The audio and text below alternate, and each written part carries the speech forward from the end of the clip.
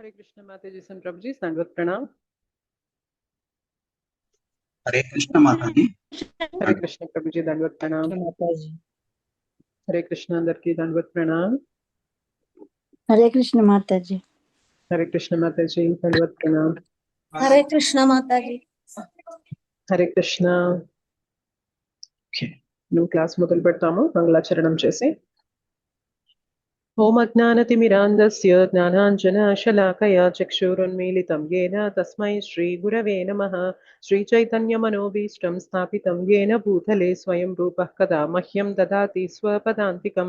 వందేహం శ్రీగురోః శ్రీయుతాపదకమలం శ్రీగురూన్ వైష్ణవాంశ్చ శ్రీరూపం సాగ్రజాతం సహగణ రఘునాథాన్వితం తం సజీవం సాద్వైతం సావధూతం పరిజన సహితం కృష్ణ చైతన్య దేవం श्री राधा कृष्ण पादान सहगणा ललिता श्री विशाखान्वितांश्च नम ओं विष्णुपादाय कृष्ण प्रेष्ठाय भूतले श्रीमते भक्तिवेदांत स्वामी निति नामिने नमस्ते सारस्वते देवे गौरवाणी प्रचारिणे निर्विशेष शून्यवादी पाश्चात्य देशतारिणे नमो महावदन्याय कृष्ण प्रेमा प्रधायते कृष्णाय कृष्ण चैतन्य नाम्ने गौरद्विषे नमः।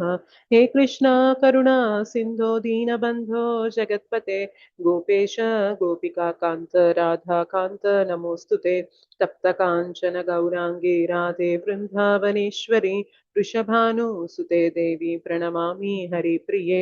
वाञ्छाकल्पतरुभ्यश्च कृपा सिन्धुभ्य एव च पतितानां पावनेभ्यो वैष्णवेभ्यो नमो नमः। जय श्री कृष्ण चैतन्य प्रभु नित्यानंद श्री अद्वैत गदाधर श्रीवासादि गौरभक्तवृंद।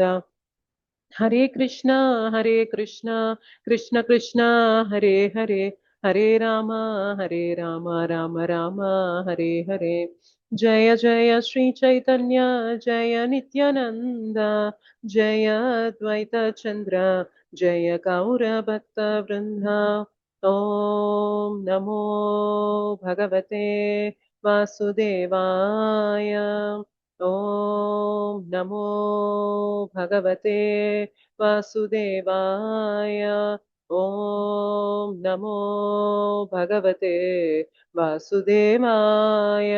मुखं करोति वाचालं पंगुं लंघयते गिरिं यत्कृपातमहं वन्दे श्रीगुरुं दीनतारिणं परमानन्दमाधवं श्रीचैतन्य ईश्वरम्। श्री श्री राधा मदन मोहन जी की जय। श्री श्री गौर निताई की जय। श्री श्री जगन्नाथ बलदेव सुभद्रा मैया की जय। जगत गुरु पतित पावन श्रील प्रभुपाद की जय। श्रील गुरुदेव की जय। अनंत कोटि वैष्णव वृंद की जय। श्रीमद् भगवत गीता की जय। निताय गौर प्रेमानंदे हरि हरि बोल।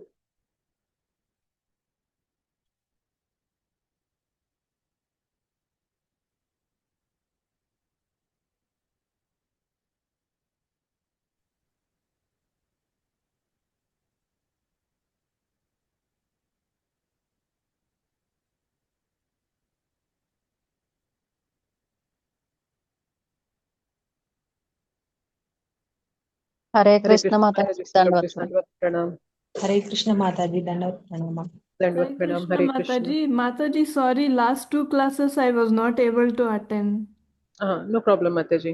When you find some time, you can listen to the recordings, Mataji. Okay, thank you, Mataji. Thank you. हरे कृष्ण माता जी, दंडवत प्रणाम। హరే కృష్ణ దండవత్ ప్రణామ్. థ్యాంక్ యూ సో మచ్ అందరికి క్లాస్ జాయిన్ అయినందుకు. హరే కృష్ణ సో ఈరోజు మనం దండవత్ ప్రణామ్ ప్రభుజీ. హరే కృష్ణ. 8వ అధ్యాయంలోని చివరి శ్లోకం. Excuse me. 8వ అధ్యాయంలోని చివరి శ్లోకం 28వ శ్లోకం అనేది మనము చర్చించుకుందాం. ఓకే, ఆ శ్లోకంతో మనకి 8వ అధ్యాయం పూర్తవుతుంది. 9వ అధ్యాయం అనేది తదుపరి క్లాస్ నుండి మనం మొదలు పెడదాము. 9వ అధ్యాయం చాలా ముఖ్యమైనది, రాజ విద్య అంటారు. అది మనం నెక్స్ట్ క్లాస్ నుంచి మొదలు పెడదాం. దానికి బీజం అనేది ఇక్కడ పడుతుంది అనమాట. ఎందుకు అది రాజ విద్య అంటున్నారు ఏంటి అనేది దీని కంటిన్యూషన్ గా 9వ అధ్యాయం అనేది మనకి ఉంటుంది. సో ఇవాళ శ్లోకం అనేది చూద్దాం. నా తర్వాత రిపీట్ చేయండి శ్లోకము. వేదేషు యజ్ఞేషు తపస్సు చైవ वेदेषु यज्ञेषु तपस्सु चैव వేదేషు యజ్ఞేషు తపస్సు చైవ वेदेषु यज्ञेषु तपस्सु चैव दानेषु यत्पुण्यफलं प्रदिष्टम् दानेषु यत्पुण्यफलं प्रदिष्टम् दानेषु यत्पुण्यफलं प्रदिष्टम् दानेषु यत्पुण्यफलं प्रदिष्टम् अत्येति तत्सर्वमिदं विदित्वा तत्सर्वमिदं विदित्वा अत्येति तत्सर्वमिदं विदित्वा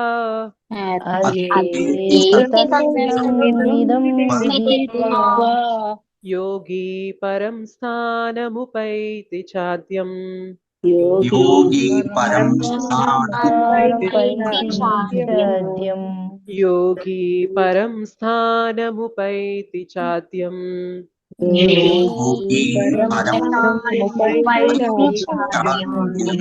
वेदेषु यज्ञेषु तपस्सु चैव दानेषु यत्पुण्यफलं प्रदिष्टम् वेदेषु यज्ञेषु तपस्सु चैव दानेषु यत्पुण्यफलं प्रदिष्टम् వెంకటేశం ప్రభుజీ దయచేసి మ్యూట్ లో ఉండగలరా ఈ వైపు నుంచి డిస్టర్బెన్స్ వస్తుంది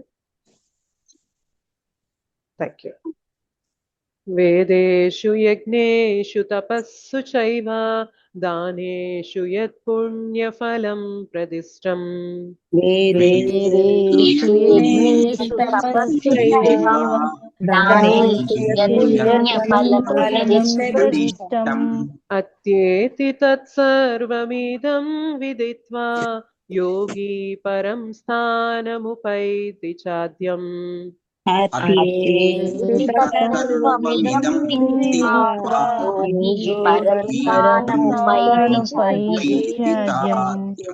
అత్యేతి తత్సర్వమిదం విదిత్వా యోగి పరం స్థానముపైతి చాద్యం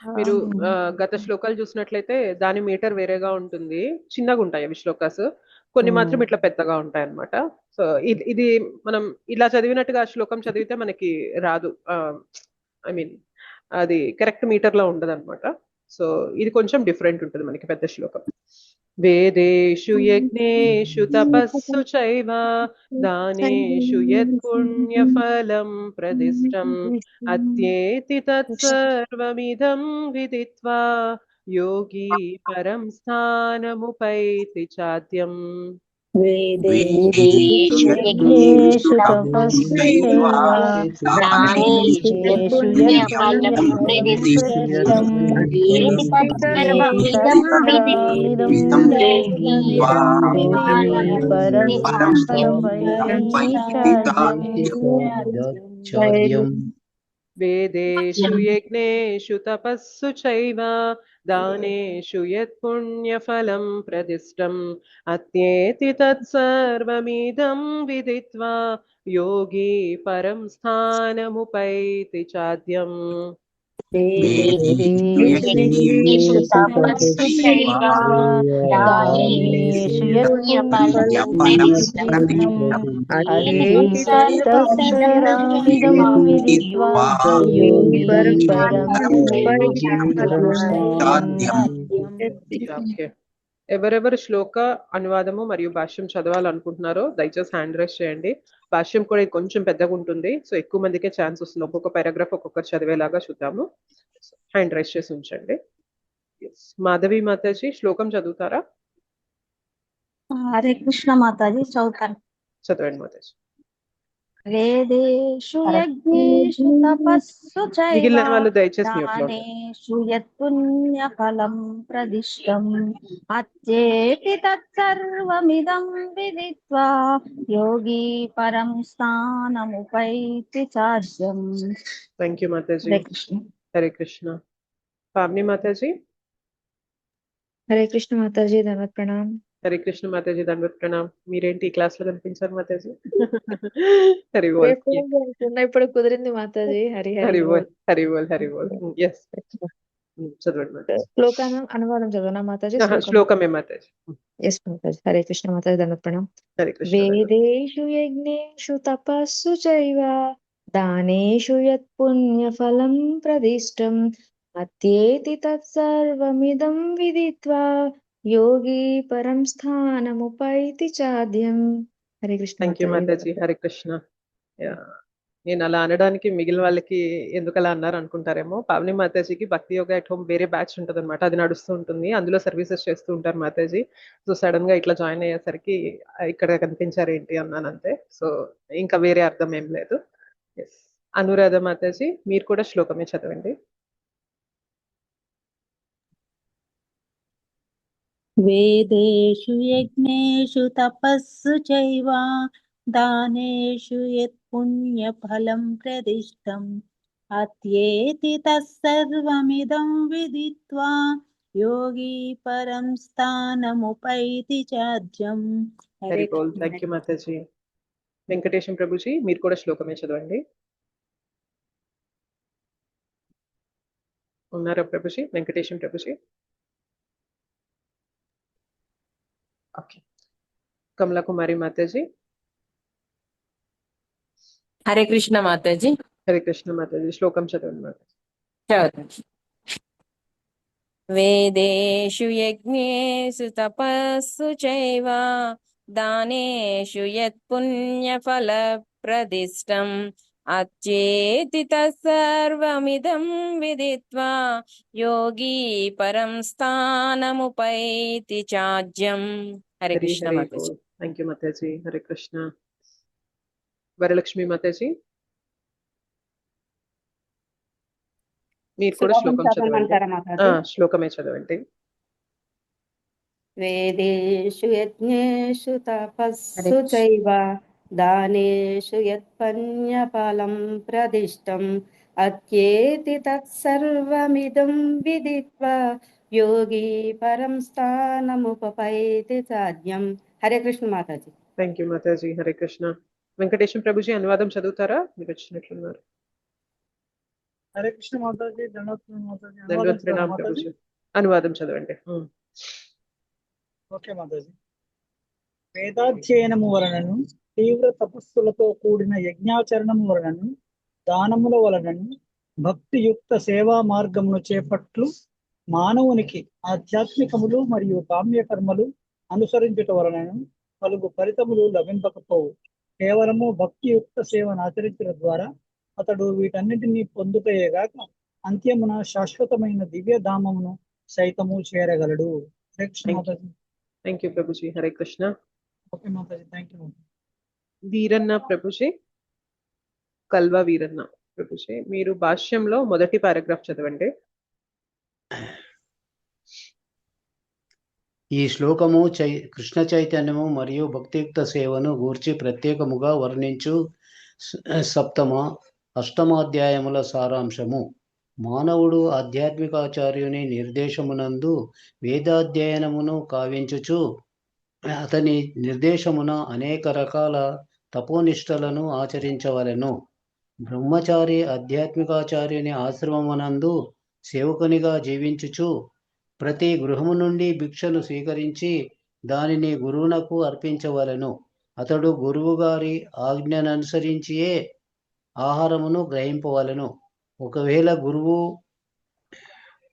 భోజనమునకు పిలువకున్నచో అతడు అదే రోజు ఉపవసించవలెను. ఇవియే బ్రహ్మచర్యమును అభ్యసించువానికి విధింపబడిన కొన్ని వైదిక నియమములు. హరే కృష్ణ మాతాజీ. Thank you Prabhuji. Hare Krishna. Srinivas Prabhuji second paragraph చదవండి ప్రభుజీ. హరే కృష్ణ మాతాజీ. హరే కృష్ణ. శిష్యుడు ఆ విధముగా గురువు ఆశ్రయమున 5 నుండి 20 సంవత్సరముల కాలము వరకు వేదాధ్యయనము చేసిన పిమ్మట అతడు పరిపూర్ణ లక్షణములు కలిగిన మానవునిగా రూపొందును. వాస్తవమునకు వేదాధ్యయనము అనున్నది కల్పనాపరుల వినోదము కొరకు గాక మానవుని ఉత్తమ శీలాభివృద్ధి కొరకు ఉద్దేశింపబడినది. ఈ శిక్షణము ముగిసిన పిమ్మట వివాహము చేసుకొని గృహస్థాశ్రమం నందు ప్రవేశించుటకు బ్రహ్మచారికి అవకాశం ఇవ్వబడును. గృహస్థునిగా ఇంకను అధికమైన ఆత్మ వికాసమును పొందుటకై అతడు అనేకమైన యజ్ఞములను చేయుచు భగవద్గీత 17వ అధ్యాయమునందు వర్ణింపబడినట్లు దేశ కాల పాత్ర తలననుసరించి సత్వ రజస్తమో గుణములతో కూడిన దాన భేదములను ఎరిగి దానములను కూడా చేయవలసి ఉండును. గృహస్థాశ్రమం నుండి విరమించి అతడు వానప్రస్థాశ్రమంను గ్రహించిన పిమ్మట వనములందు నివసించుట, వల్కములను ధరించుట, క్షౌరము చేసుకొనకుండుట వంటి అనేక రకాల కఠిన తపములను ఆచరింపవలను. ఈ విధంగా బ్రహ్మచర్యాశ్రమమును, గృహస్థాశ్రమమును, వానప్రస్థాశ్రమమును, ఆ పిదప సన్యాసాశ్రమమును చక్కగా అవలంబించుట ద్వారా మానవుడు జీవితమునందలి పరిపూర్ణత్వ స్థితికి ఉద్ధరింపబడును. అట్టి వారిలో కొందరు స్వర్గలోకములకు ఉద్ధరింపబడుదురు. వారు తమ అభ్యాసమునందు మరింత అభివృద్ధిని సాధించినప్పుడు ఆధ్యాత్మిక జగత్తునందలి నిరాకార బ్రహ్మజ్యోతినందు గాని, వైకుంఠ లోకమునందు గాని, కృష్ణలోకమునందు గాని ముక్తిని సాధింపగలరు. ఈ మార్గమే వేదవాన్మయం నందు నిర్దేశింపబడినది. కానీ ఇది ఒక్కటి చదివేసి వేరే వాళ్ళకి ఛాన్స్ ఇద్దాం ప్రభు. ఈ ఒక్క పారాగ్రాఫ్ చదివేయండి. అలాగే మాతాది. కానీ కృష్ణ చైతన్యపు విశిష్టత ఏమనగా కేవలము శ్రీకృష్ణ భగవానుని భక్తియుక్త సేవ యందు నెలకొనుట ద్వారానే మానవుడు వివిధాశ్రమముల యందలి సర్వకర్మలను వెంటనే అధిగమించిన వాడగును. హరే కృష్ణ మాతాజీ. ధన్యవాదాలు. ధన్యవాదాలు. Thank you Prabhuji. Ramalakshmi Mataji continue చేస్తారా నెక్స్ట్ పారాగ్రాఫ్? ఎస్ మాతాజీ. జై శ్రీకృష్ణ మాతాజీ. హరే కృష్ణ. ఇదం విదిత్వ అనే పదములు శ్రీకృష్ణుడు ఈ అధ్యాయమునందును మరియు 7వ అధ్యాయమునందును చేసిన ఉపదేశములను మానవుడు అవగాహన చేసుకొనవలనని సూచించుచున్నవి. ఈ అధ్యాయములను పాండిత్యం ద్వారా లేదా ఊహాకల్పనలచే కాకుండా భక్తుల సాంగత్యమున శ్రవణము చేస్తూ అవగాహన చేసుకున్నటకు ప్రయత్నింపవలెను. గీత ఎందలి 7వ అధ్యాయం నుండి 12వ అధ్యాయం వరకు గల అధ్యాయములన్నీ భగవద్గీత సారమై ఉన్నవి. మొదటి 6 అధ్యాయములను చివరి 6 అధ్యాయములను ఆచ్ఛాదనలుగా కలిగిన ఈ నడుము గల 6 అధ్యాయములను భగవానుచే ప్రత్యక్షముగా రక్షింపబడుచున్నవి. భక్తుల సాంగత్యములను భగవద్గీతను ముఖ్యముగా మధ్యనున్న ఈ 6 అధ్యాయములను అవగాహన చేసుకున్న అదృష్టము మానవునికి కలిగినచో అతడు తపస్సులను, యజ్ఞములను, దానములను, భావన కల్పనన్నిట్లని అధిగమించిన వాడగును. దానితో మానవ జన్మ వెంటనే సఫలమై మహోన్నతమగును. ఎందుకనగా వాని ద్వారా కలుగు ఫలములన్నిటినీ మానవుడు కేవలము కృష్ణ చైతన్యమున నెలకొని సులభముగా పొందగలడు. కృష్ణ మాతాజీ. థ్యాంక్ యూ మాతాజీ. శ్రీ పద్మ మాతాజీ నెక్స్ట్ కంటిన్యూ చేయండి పారాగ్రాఫ్. హరే కృష్ణ మాతాజీ. దండవత్ ప్రణామం మాతాజీ. భగవద్గీత యందు ఏ కొద్దిపాటి విశ్వాసమున్నను మానవుడు భగవద్గీతను భక్తుడు నుండి అభ్యసింపవలెను. ఎందుకనగా భగవద్గీత భక్తులకు మాత్రమే పూర్తిగా అవగతమగుననియు ఇతరులెవ్వరును భగవద్గీత ముఖ్యోద్దేశమును పూర్తిగా ఎరుగలేరనియు చతుర్థాధ్యాయము ఆరంభమున స్పష్టముగా చెప్పబడినది. కనుకనే భగవద్గీతను మానసిక కల్పన పరుల నుండి కాకుండా కృష్ణ భక్తుల నుండి మాత్రమే నేర్చుకునవలెను. ఇదియే శ్రద్ధా విశ్వాసములకు నిదర్శనము. భక్తుల సాంగత్యమునకై అన్వేషించి దానిని పొందినప్పుడే మానవుడు భగవద్గీత అధ్యయనమును వాస్తవముగా ఆరంభించి దానిని అవగాహన చేసుకున్నటకు అర్హుడగును. భక్తుల సాంగత్యమున కలుగు పురోగతిచే మానవుడు భక్తియుక్త సేవ యందు నెలకొనగలడు. ఈ సేవ శ్రీకృష్ణ భగవానుని గూర్చియు మరియు అతని నామరూప గుణ లీలలను గూర్చిన సమస్త సందేహములను పూర్తిగా తొలగించును. ఈ సందేహములన్నీయును నశించినప్పుడు మానవుడు తన అధ్యయనము నందు మరింత అధికముగా సుస్థిరుడగును. అప్పుడతను భగవద్గీత అధ్యయనమును నందు రుచిని పొంది శ్రీకృష్ణుని గూర్చి సదా స్మరించగలిగే కృష్ణ చైతన్య స్థితికి చేరుకొనును. అట్టి కృష్ణ చైతన్యపు స్థితి అభివృద్ధి అయినప్పుడు అతడు కృష్ణ ప్రేమ యందు పూర్తిగా నిమగ్నమగును. మానవ జన్మ యందలి ఇట్టి అత్యున్నత పరిపూర్ణ స్థితి ఆధ్యాత్మికాకాశము నందలి కృష్ణలోకమైన గోలోక బృందావనమునకు భక్తుని చేర్చును. అక్కడ భక్తుడు శాశ్వతానందమును పొందును. Thank you Mataji. Thank Hare you Krishna అందరికీ. మాతాజీ, హరే ధన్యవాదాలు. కృష్ణ. మీరు ఇక్కడ భాష్యంలో చూస్తే కృష్ణ చైతన్యం మరియు భక్తి యొక్క సేవను గురించి ప్రత్యేకముగా వర్ణించు సప్తమ అష్టమాధ్యాయముల సారాంశం అన్నమాట ఈ శ్లోకం. ఓకే, ఏంటి అసలు ఈ శ్లోకం ఏం చెప్తున్నారు అంటే, వేదేషు యజ్ఞేషు తపస్సు చైవ దానేషు యత్ పుణ్య ఫలం ప్రదిష్టం.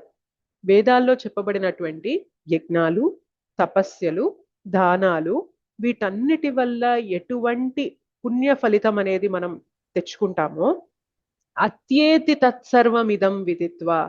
అత్యేతి అంటే దానికి మించి, అంటే యజ్ఞాలు, తపస్యలు, దానాలు ఇవన్నీ వేదాల్లో చెప్పబడినవి మనం చేస్తే ఎంత ఫలితం వస్తుందో దానికి ఎన్నో ఎన్నో ఎన్నో రెట్ల ఫలితం అనేది దేని వల్ల లభిస్తుంది అంటే, అత్యేతి అంటే దానికి మించి, దాన్ని దాటేసి వెళ్ళిపోతుంది అనమాట.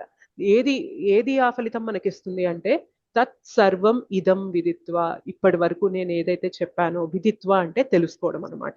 తత్ సర్వం ఇదం విదిత్వా. ఎవరైతే ఇది తెలుసుకొని ఆచరిస్తారో అటువంటి వారిని యోగి అంటాం. యోగా అంటే ఏంటి తెలుసా మీకు? యోగా అంటే, యోగము అంటే భగవంతుడికి మనకి కరెక్ట్. యోగము అంటే కలయిక. ఓకే, కలయిక. మనం భగవంతునికి మనకి ఉన్న సంబంధాన్ని తెలుసుకొని ఆ సంబంధాన్ని తిరిగి పునఃస్థాపించుకునే పద్ధతిని యోగం అంటాం అనమాట. ఓకే, యోగము అంటే కాంబినేషన్, యూనియన్ ఇలా అంటాం అనమాట. కలయిక, ఓకే, కూడడం అనమాట. అయితే ఇక్కడ ఎవరైతే తత్సర్వం ఇదం విదిత్వా, ఇప్పటిదాకా నేను ఏదైతే చెప్పానో అది తెలుసుకొని దాన్ని ఆచరించే వ్యక్తిని యోగి అంటున్నారు ఇక్కడ. మరి ఎవరా యోగి అయి ఉంటారు చెప్పండి? 7-8 అధ్యాయాల్లో మనకి ఏ విషయాలు చర్చించుకున్నాం మనం చూసుకున్నట్లయితే, భగవంతుని యొక్క శక్తులు భగవంతుని పైన ఎలా సమస్తం ఆధారపడి ఉన్నాయి, మన పంచభూతాలు 7-8 అధ్యాయాల్లో మీరు ఇంపార్టెంట్ శ్లోకాస్ వరకు ఒక్కసారి అట్లా నెమరేసుకున్నా కూడా మనకి ఏమేం తెలుస్తాయంటే, సరే ఒక్కసారి మనం అట్లా పైకి వెళ్దాం, ఆగండి.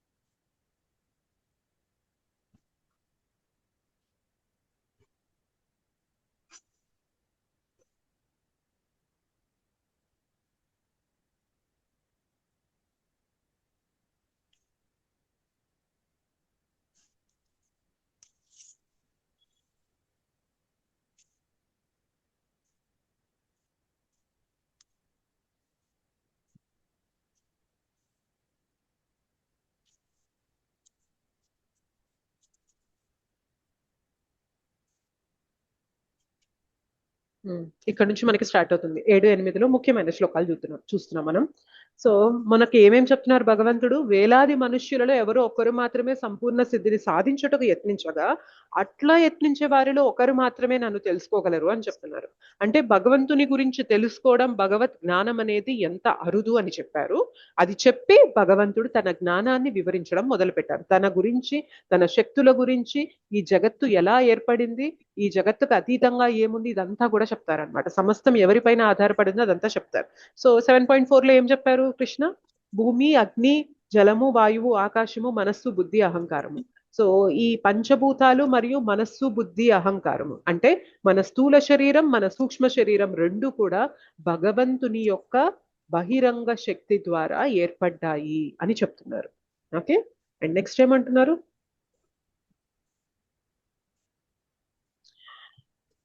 వీటికి అన్యంగా న్యూన్యమైన భౌతిక ప్రకృతి వనరులను ఉపయోగించు జీవులను కూడి ఉన్న నా ఉన్నతమైన శక్తి వేరొకటి కలదు.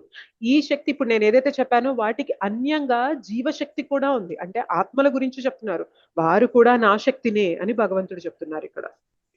ఇంకేమంటున్నారు? నాకంటేను శ్రేష్టమైన సత్యం ఇంకొకటి లేదు. దారమునందు ముత్యములు కూర్చబడినట్లు సమస్తము నాపైనే ఆధారపడి ఉన్నాయి. నీకు కళ్ళకి కనిపించేవి, కనిపించనివి ఏదైనా తీసుకో అర్జున, సమస్తం నాపైనే ఆధారపడి ఉన్నాయి. పంచభూతాలు కనిపిస్తున్నాయా? నాపైన ఆధారపడి ఉన్నాయి. నీ శరీరం అంటావా? అది పంచభూతాలతో చేయబడింది, అది నాపైన, నా శక్తి పైన ఆధారపడి ఉంది. నీ మనస్సు, బుద్ధి, అహంకారం అంటావా? అది కూడా నా శక్తి ద్వారానే ఏర్పడింది. పోనీ సరే ఈ రెండింటిని పక్కన పెడితే మరి నేను ఆత్మని కదా కృష్ణ అంటే, ఆత్మ నువ్వు కూడా నా అంశనే, అది కూడా నా శక్తినే అంటున్నారు. సో ఇవి కాకుండా జగత్తులో ఇంకేదన్నా ఉన్నదా ఆలోచించండి. ఏం లేదు మాతాజీ. ఇంకేమీ లేదు బేసిక్ గా. సో సమస్తం కూడా భగవంతుని యొక్క శక్తుల పైన ఆధారపడి ఉన్నది.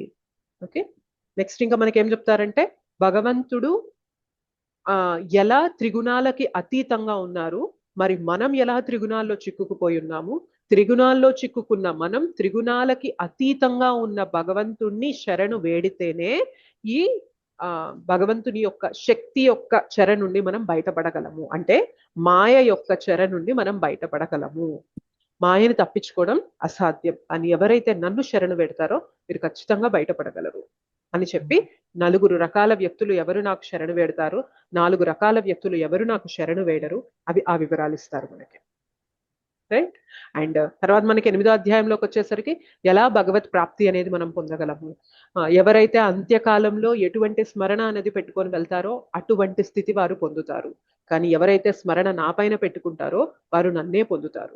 సరే, మరి ఇలా తెలిసాక మరి నేనేం చేయాలి అంటే, తర్వాత కృష్ణ చెప్తారు, తస్మాత్ సర్వేషు కాలేషు మామనుస్మర యుధ్యచ మై అర్పిత మనోబుద్ధిర్ మామే వైశ్యస్య సంశయ. ఓ అర్జున, కాబట్టి తస్మాత్ సర్వేషు కాలేషు, సమస్త కాలంలో కూడా నువ్వు నా పైననే నీ స్మరణని పెట్టి నీ బాధ్యతల్ని చెయ్యి. సో ఇక్కడ కృష్ణ స్ట్రెస్ చేస్తున్నారు అనమాట. ఫైన్, ఈ ప్రపంచంలో ఇలా చిక్కుకుపోయి ఉన్న నేను బయటపడాలి అంటే భగవంతునికి శరణు వేడాలి. అలా చేస్తేనే అంత్యకాలంలో నేను భగవంతుని స్మరణ చేయగలను. మరి అంత్యకాలంలో భగవంతుని స్మరణ చేయాలి అంటే నేను జీవితంలో నా బాధ్యతలన్నీ వదిలేసి చేయాలా? కాదు. తస్మాత్ సర్వేషు కాలేషు మామనుస్మర యుధ్యచ. మీరు ఏ పని అయితే చేస్తున్నారో, ఏ బాధ్యతల్లో అయితే ఉన్నారో అవి చేస్తూనే భగవంతునికి మీ మనస్సుని సంలగ్నం చేయండి భగవంతుని పైన. అలా మీరు చేసినప్పుడు ఏమైంది అంటే సదా భగవత్ స్మరణ అనేది జరుగుతూ ఉంటుంది. అలా ఎప్పుడైతే జరుగుతుందో అంత్యకాలంలో భగవత్ స్మరణ అనేది మనకి సులువవుతుంది. ఆ తర్వాత నేను ఎవరికి దొరకను, కానీ ఎవరైతే భక్తి భావంతో నన్ను ఆరాధిస్తారో వారికి మాత్రం నేను చాలా సులభంగా దొరుకుతాను. 8.14లో చెప్తారనమాట. సో చాలా సులభంగా, అత్యంత ఈజీగా వారు నన్ను పొందగలరు, నా గురించి తెలుసుకోగలరు. సో తర్వాత మళ్ళీ మనకి పునర్జన్మ నా విద్యతే. సో మీరు నన్ను పొంది అంటే భక్తి చేసి నన్ను ఆరాధించడం వల్ల కలిగే బెనిఫిట్ ఏంటి అంటే, మళ్ళీ ఇక్కడ జన్మ తీసుకోవాల్సిన అవసరం లేదు. ఎందుకంటే ఇది దుఃఖాలయం అశాశ్వతం అని చెప్పారు. సో ఈ దుఃఖాలయం అశాశ్వతం నుండి బయటపడాలి, పునర్జన్మ లేకుండా ఉండాలి అంటే భగవద్భక్తి చేయాలి. భక్తి ద్వారానే నేను సులభంగా పొందగలను. సరే, భక్తి కాకుండా నేను ఇంకేదన్నా చేసి పైనున్న లోకాలకు వెళ్తాను, స్వర్గలోకాలకి, బ్రహ్మలోకానికి, ఇట్లా పైనున్న ఊర్ధ్వలోకాలకు వెళ్తాను అంటావా? వెళ్ళొచ్చు, సమయం ఎక్కువసేపు ఉండొచ్చు. ఇక్కడ గట్టిగా 70 ఏళ్ళు 80 ఏళ్ళు, మహా అయితే 100 ఏళ్ళు ఉంటావేమో. అక్కడ నువ్వు మేబీ వేలల్లో 10,000 1,00,000 సంవత్సరాలు బ్రతకచ్చు. కానీ అయినప్పటికీ కూడా ఆ సమయం, ఆ గడువు అయిపోయిన తర్వాత మళ్ళీ శరీరం వదిలిపెట్టాల్సిందే. మళ్ళీ మన యొక్క క్రెడిట్స్, మనం ఏదైతే పుణ్యం సంపాదించుకున్నామో అది క్షీణించిపోయి ఉంటుంది. కాబట్టి అది మళ్ళీ మనల్ని ఈ భూలోకాలకి, మధ్యలోకాలకి తీసుకొచ్చి వేస్తుంది. మళ్ళీ మనం ఫ్రెష్ గా మన జీవితాన్ని గడుపుతూ ఉండాలి, మళ్ళీ మనం సంపాదన చేస్తూ ఉండాలి. కాబట్టి భగవద్భక్తి చేయడం ద్వారానే పునర్జన్మ అనేది లేకుండా ఉంటుంది అని చెప్పారు. సో ఇప్పటిదాకా మనం చూసుకున్నట్లయితే భగవంతుడు, ఆయన శక్తులేంటి, ఆయన ఆరాధించే వారెవరు, ఆరాధించని వారెవరు, ఎటువంటి స్మరణ పెట్టుకుంటే ఆయన్ని పొందుతాము, అలాంటి స్మరణ పెట్టుకోవాలంటే నేను ఎలా బ్రతకాలి నా జీవితాన్ని, సో ఇదంతా చెప్పారు కృష్ణ. సో ఈ జ్ఞానాన్ని ఏమంటారు అంటే గుహ్యతరమైన జ్ఞానం అంటారనమాట, మోర్ కాన్ఫిడెన్షియల్. 2వ అధ్యాయంలో మనం ఆత్మజ్ఞానం గురించి తెలుసుకుంటాం. సో మనం ఎవరము, మనం ఈ శరీరమా, మనం ఏంటి, శరీరానికి అతీతంగా ఏదన్నా ఉందా అంటే మనం అక్కడ తెలుసుకున్నాం, మనం ఆత్మ అని తెలుసుకున్నాం. ఏ శక్తి ప్రపంచంలో, ఏ అస్త్ర శస్త్రాలు ఏది కూడా ఆత్మని ఏది చేయలేదు అని తెలుసుకున్నాము. అండ్ ఆత్మ నిత్యంగా ఉంటుంది, దానికి బర్త్ డేట్, డెత్ డేట్ అనేది ఉండదు. మనం అంత పవిత్రంగా ఉన్న మనము ఆత్మ, మనం ఈ శరీరం కాదు అనే విషయం అక్కడ తెలుసుకున్నాం కదా, అది గుహ్యమైన జ్ఞానం. సో 2వ అధ్యాయంలో మనం తెలుసుకున్న ఆత్మజ్ఞానం అనేది గుహ్యమైన జ్ఞానం, కాన్ఫిడెన్షియల్ నాలెడ్జ్ అంటారు. 7, 8 అధ్యాయాల్లో మనం ఏదైతే జ్ఞానం తెలుసుకున్నామో ఇప్పటి వరకు మనం క్లాసెస్ ద్వారా, సో ఇదంతా ఏంటి అంటే మోర్ కాన్ఫిడెన్షియల్ నాలెడ్జ్. ఓకే, ఇది గుహ్యతరమైన జ్ఞానం. రేపు మనం ఐ మీన్ నెక్స్ట్ క్లాస్లో మనం ఏదైతే అధ్యాయం మొదలు పెడుతున్నామో 9వ అధ్యాయం, అది మోస్ట్ కాన్ఫిడెన్షియల్, అత్యంత గుహ్యమైనది, గుహ్యతమం అంటారు అనమాట. మనకి ఇంగ్లీష్లో ఎలా ఉంటుంది అంటే డిగ్రీస్ ఉంటాయి అనమాట. ఇప్పుడు గుడ్, బెటర్, బెస్ట్ అంటాం కదా. సో గుడ్ అంటే ఓకే, బెటర్ అంటే ఇంకా బాగుంది, బెస్ట్ అంటే ఇంకా దీనికి మించింది ఇంకేం లేదు, అలా చెప్తాం కదా మనము. సో మనం కంపారిజన్ అలా చేస్తాం కదా. అలానే భగవద్గీతలో జ్ఞానం ఏంటి అంటే 2వ అధ్యాయంలో గుహ్యమైన జ్ఞానం అయితే 7-8 అధ్యాయాల్లో గుహ్యతరమైన జ్ఞానం, 9వ అధ్యాయంలో వచ్చేది మనకి గుహ్యతమమైన జ్ఞానం అన్నమాట, మోస్ట్ కాన్ఫిడెన్షియల్. అయితే ఈ జ్ఞానం మీరు ఇందాక భాష్యం చదువుతుంటే శ్రీల ప్రభుపాదుల వారు ఒక మాట చెప్పారు. జ్ఞానం అనేది ఎలా రివీల్ అవుతుంది అంటే, భగవద్గీత అనేది ఎప్పుడు గుర్తుపెట్టుకోండి, భగవద్గీత కానీ శ్రీమద్ భాగవతం కానీ ఇవి జస్ట్ ఆర్డినరీ బుక్స్ కాదు. నార్మల్గా మనం ఏవో బుక్స్, మ్యాగజైన్స్, మన అకాడమిక్ బుక్స్, లేకపోతే ఏదో జనరల్ నాలెడ్జ్ రిలేటెడ్ బుక్స్ కానీ ఏవో చాలా బుక్స్ ఉంటాయి మనకి, వాటిని భగవద్గీతని సమానంగా చూడడం అనేది పెద్ద అపరాధం అన్నమాట. ఎందుకంటే మీరు ఒక మ్యాగజైన్ ఉందనుకోండి ఇంట్లో, మ్యాగజైన్ని మీరు ఎంత ప్రేమ భావంతో చదివినా కూడా అందులో ఉన్నది ఒకేలాగా అర్థమవుతుందా కాదా మీకు చెప్పండి? మ్యాగజైన్ మనతో ఏమన్నా ప్రతిస్పందిస్తుందా? మ్యాగజైన్ లో ఉన్న కంటెంట్ లేదు మాతాజీ, మనతో ప్రతిస్పందించదు, రైట్? సో అది అందులో ఏమి జీవం లేదనమాట, జస్ట్ ఒక మ్యాటర్ మనం చదువుతున్నాం, తెలుసుకున్నాం అంతే. కానీ భగవద్గీత, శ్రీమద్ భాగవతం, ఈ గ్రంథాలు ఏమైతే ఉన్నాయో ఇవి మాత్రం సాక్షాత్తు కృష్ణునికి, కృష్ణుని వాక్కుకి భేదం లేదు. మనకి మన వాక్కుకి తేడా ఉంటుంది, మనకి మన పేరుకి తేడా ఉంటుంది. ఇప్పుడు నేను దాహం వేస్తుంది, ఆకలేస్తుంది అని చెప్పి నేను పులిహార పులిహార పులిహార పులిహార పులిహార అని చెప్పి పిలుస్తున్నాను. నా ఆకలి తీరుతుందో చెప్పండి? తీరదు. కానీ నిజంగా పులిహోరని నేను తింటే ఏమవుతుంది? తీరుతుంది, రైట్? కృష్ణకి, కృష్ణనామానికి అభేదం అనమాట. కృష్ణని కావాలి, కృష్ణ ధామానికి వెళ్ళాలి అంటే కృష్ణ కృష్ణ కృష్ణ కృష్ణ కృష్ణ కృష్ణ కృష్ణ కృష్ణ అని పిలిస్తే కృష్ణ దగ్గరికి వెళ్ళిపోతాం, అవునా కదా? అలానే చేస్తున్నామా లేదా? మనం హరే కృష్ణ మహామంత్రం జపిస్తున్నామా లేదా?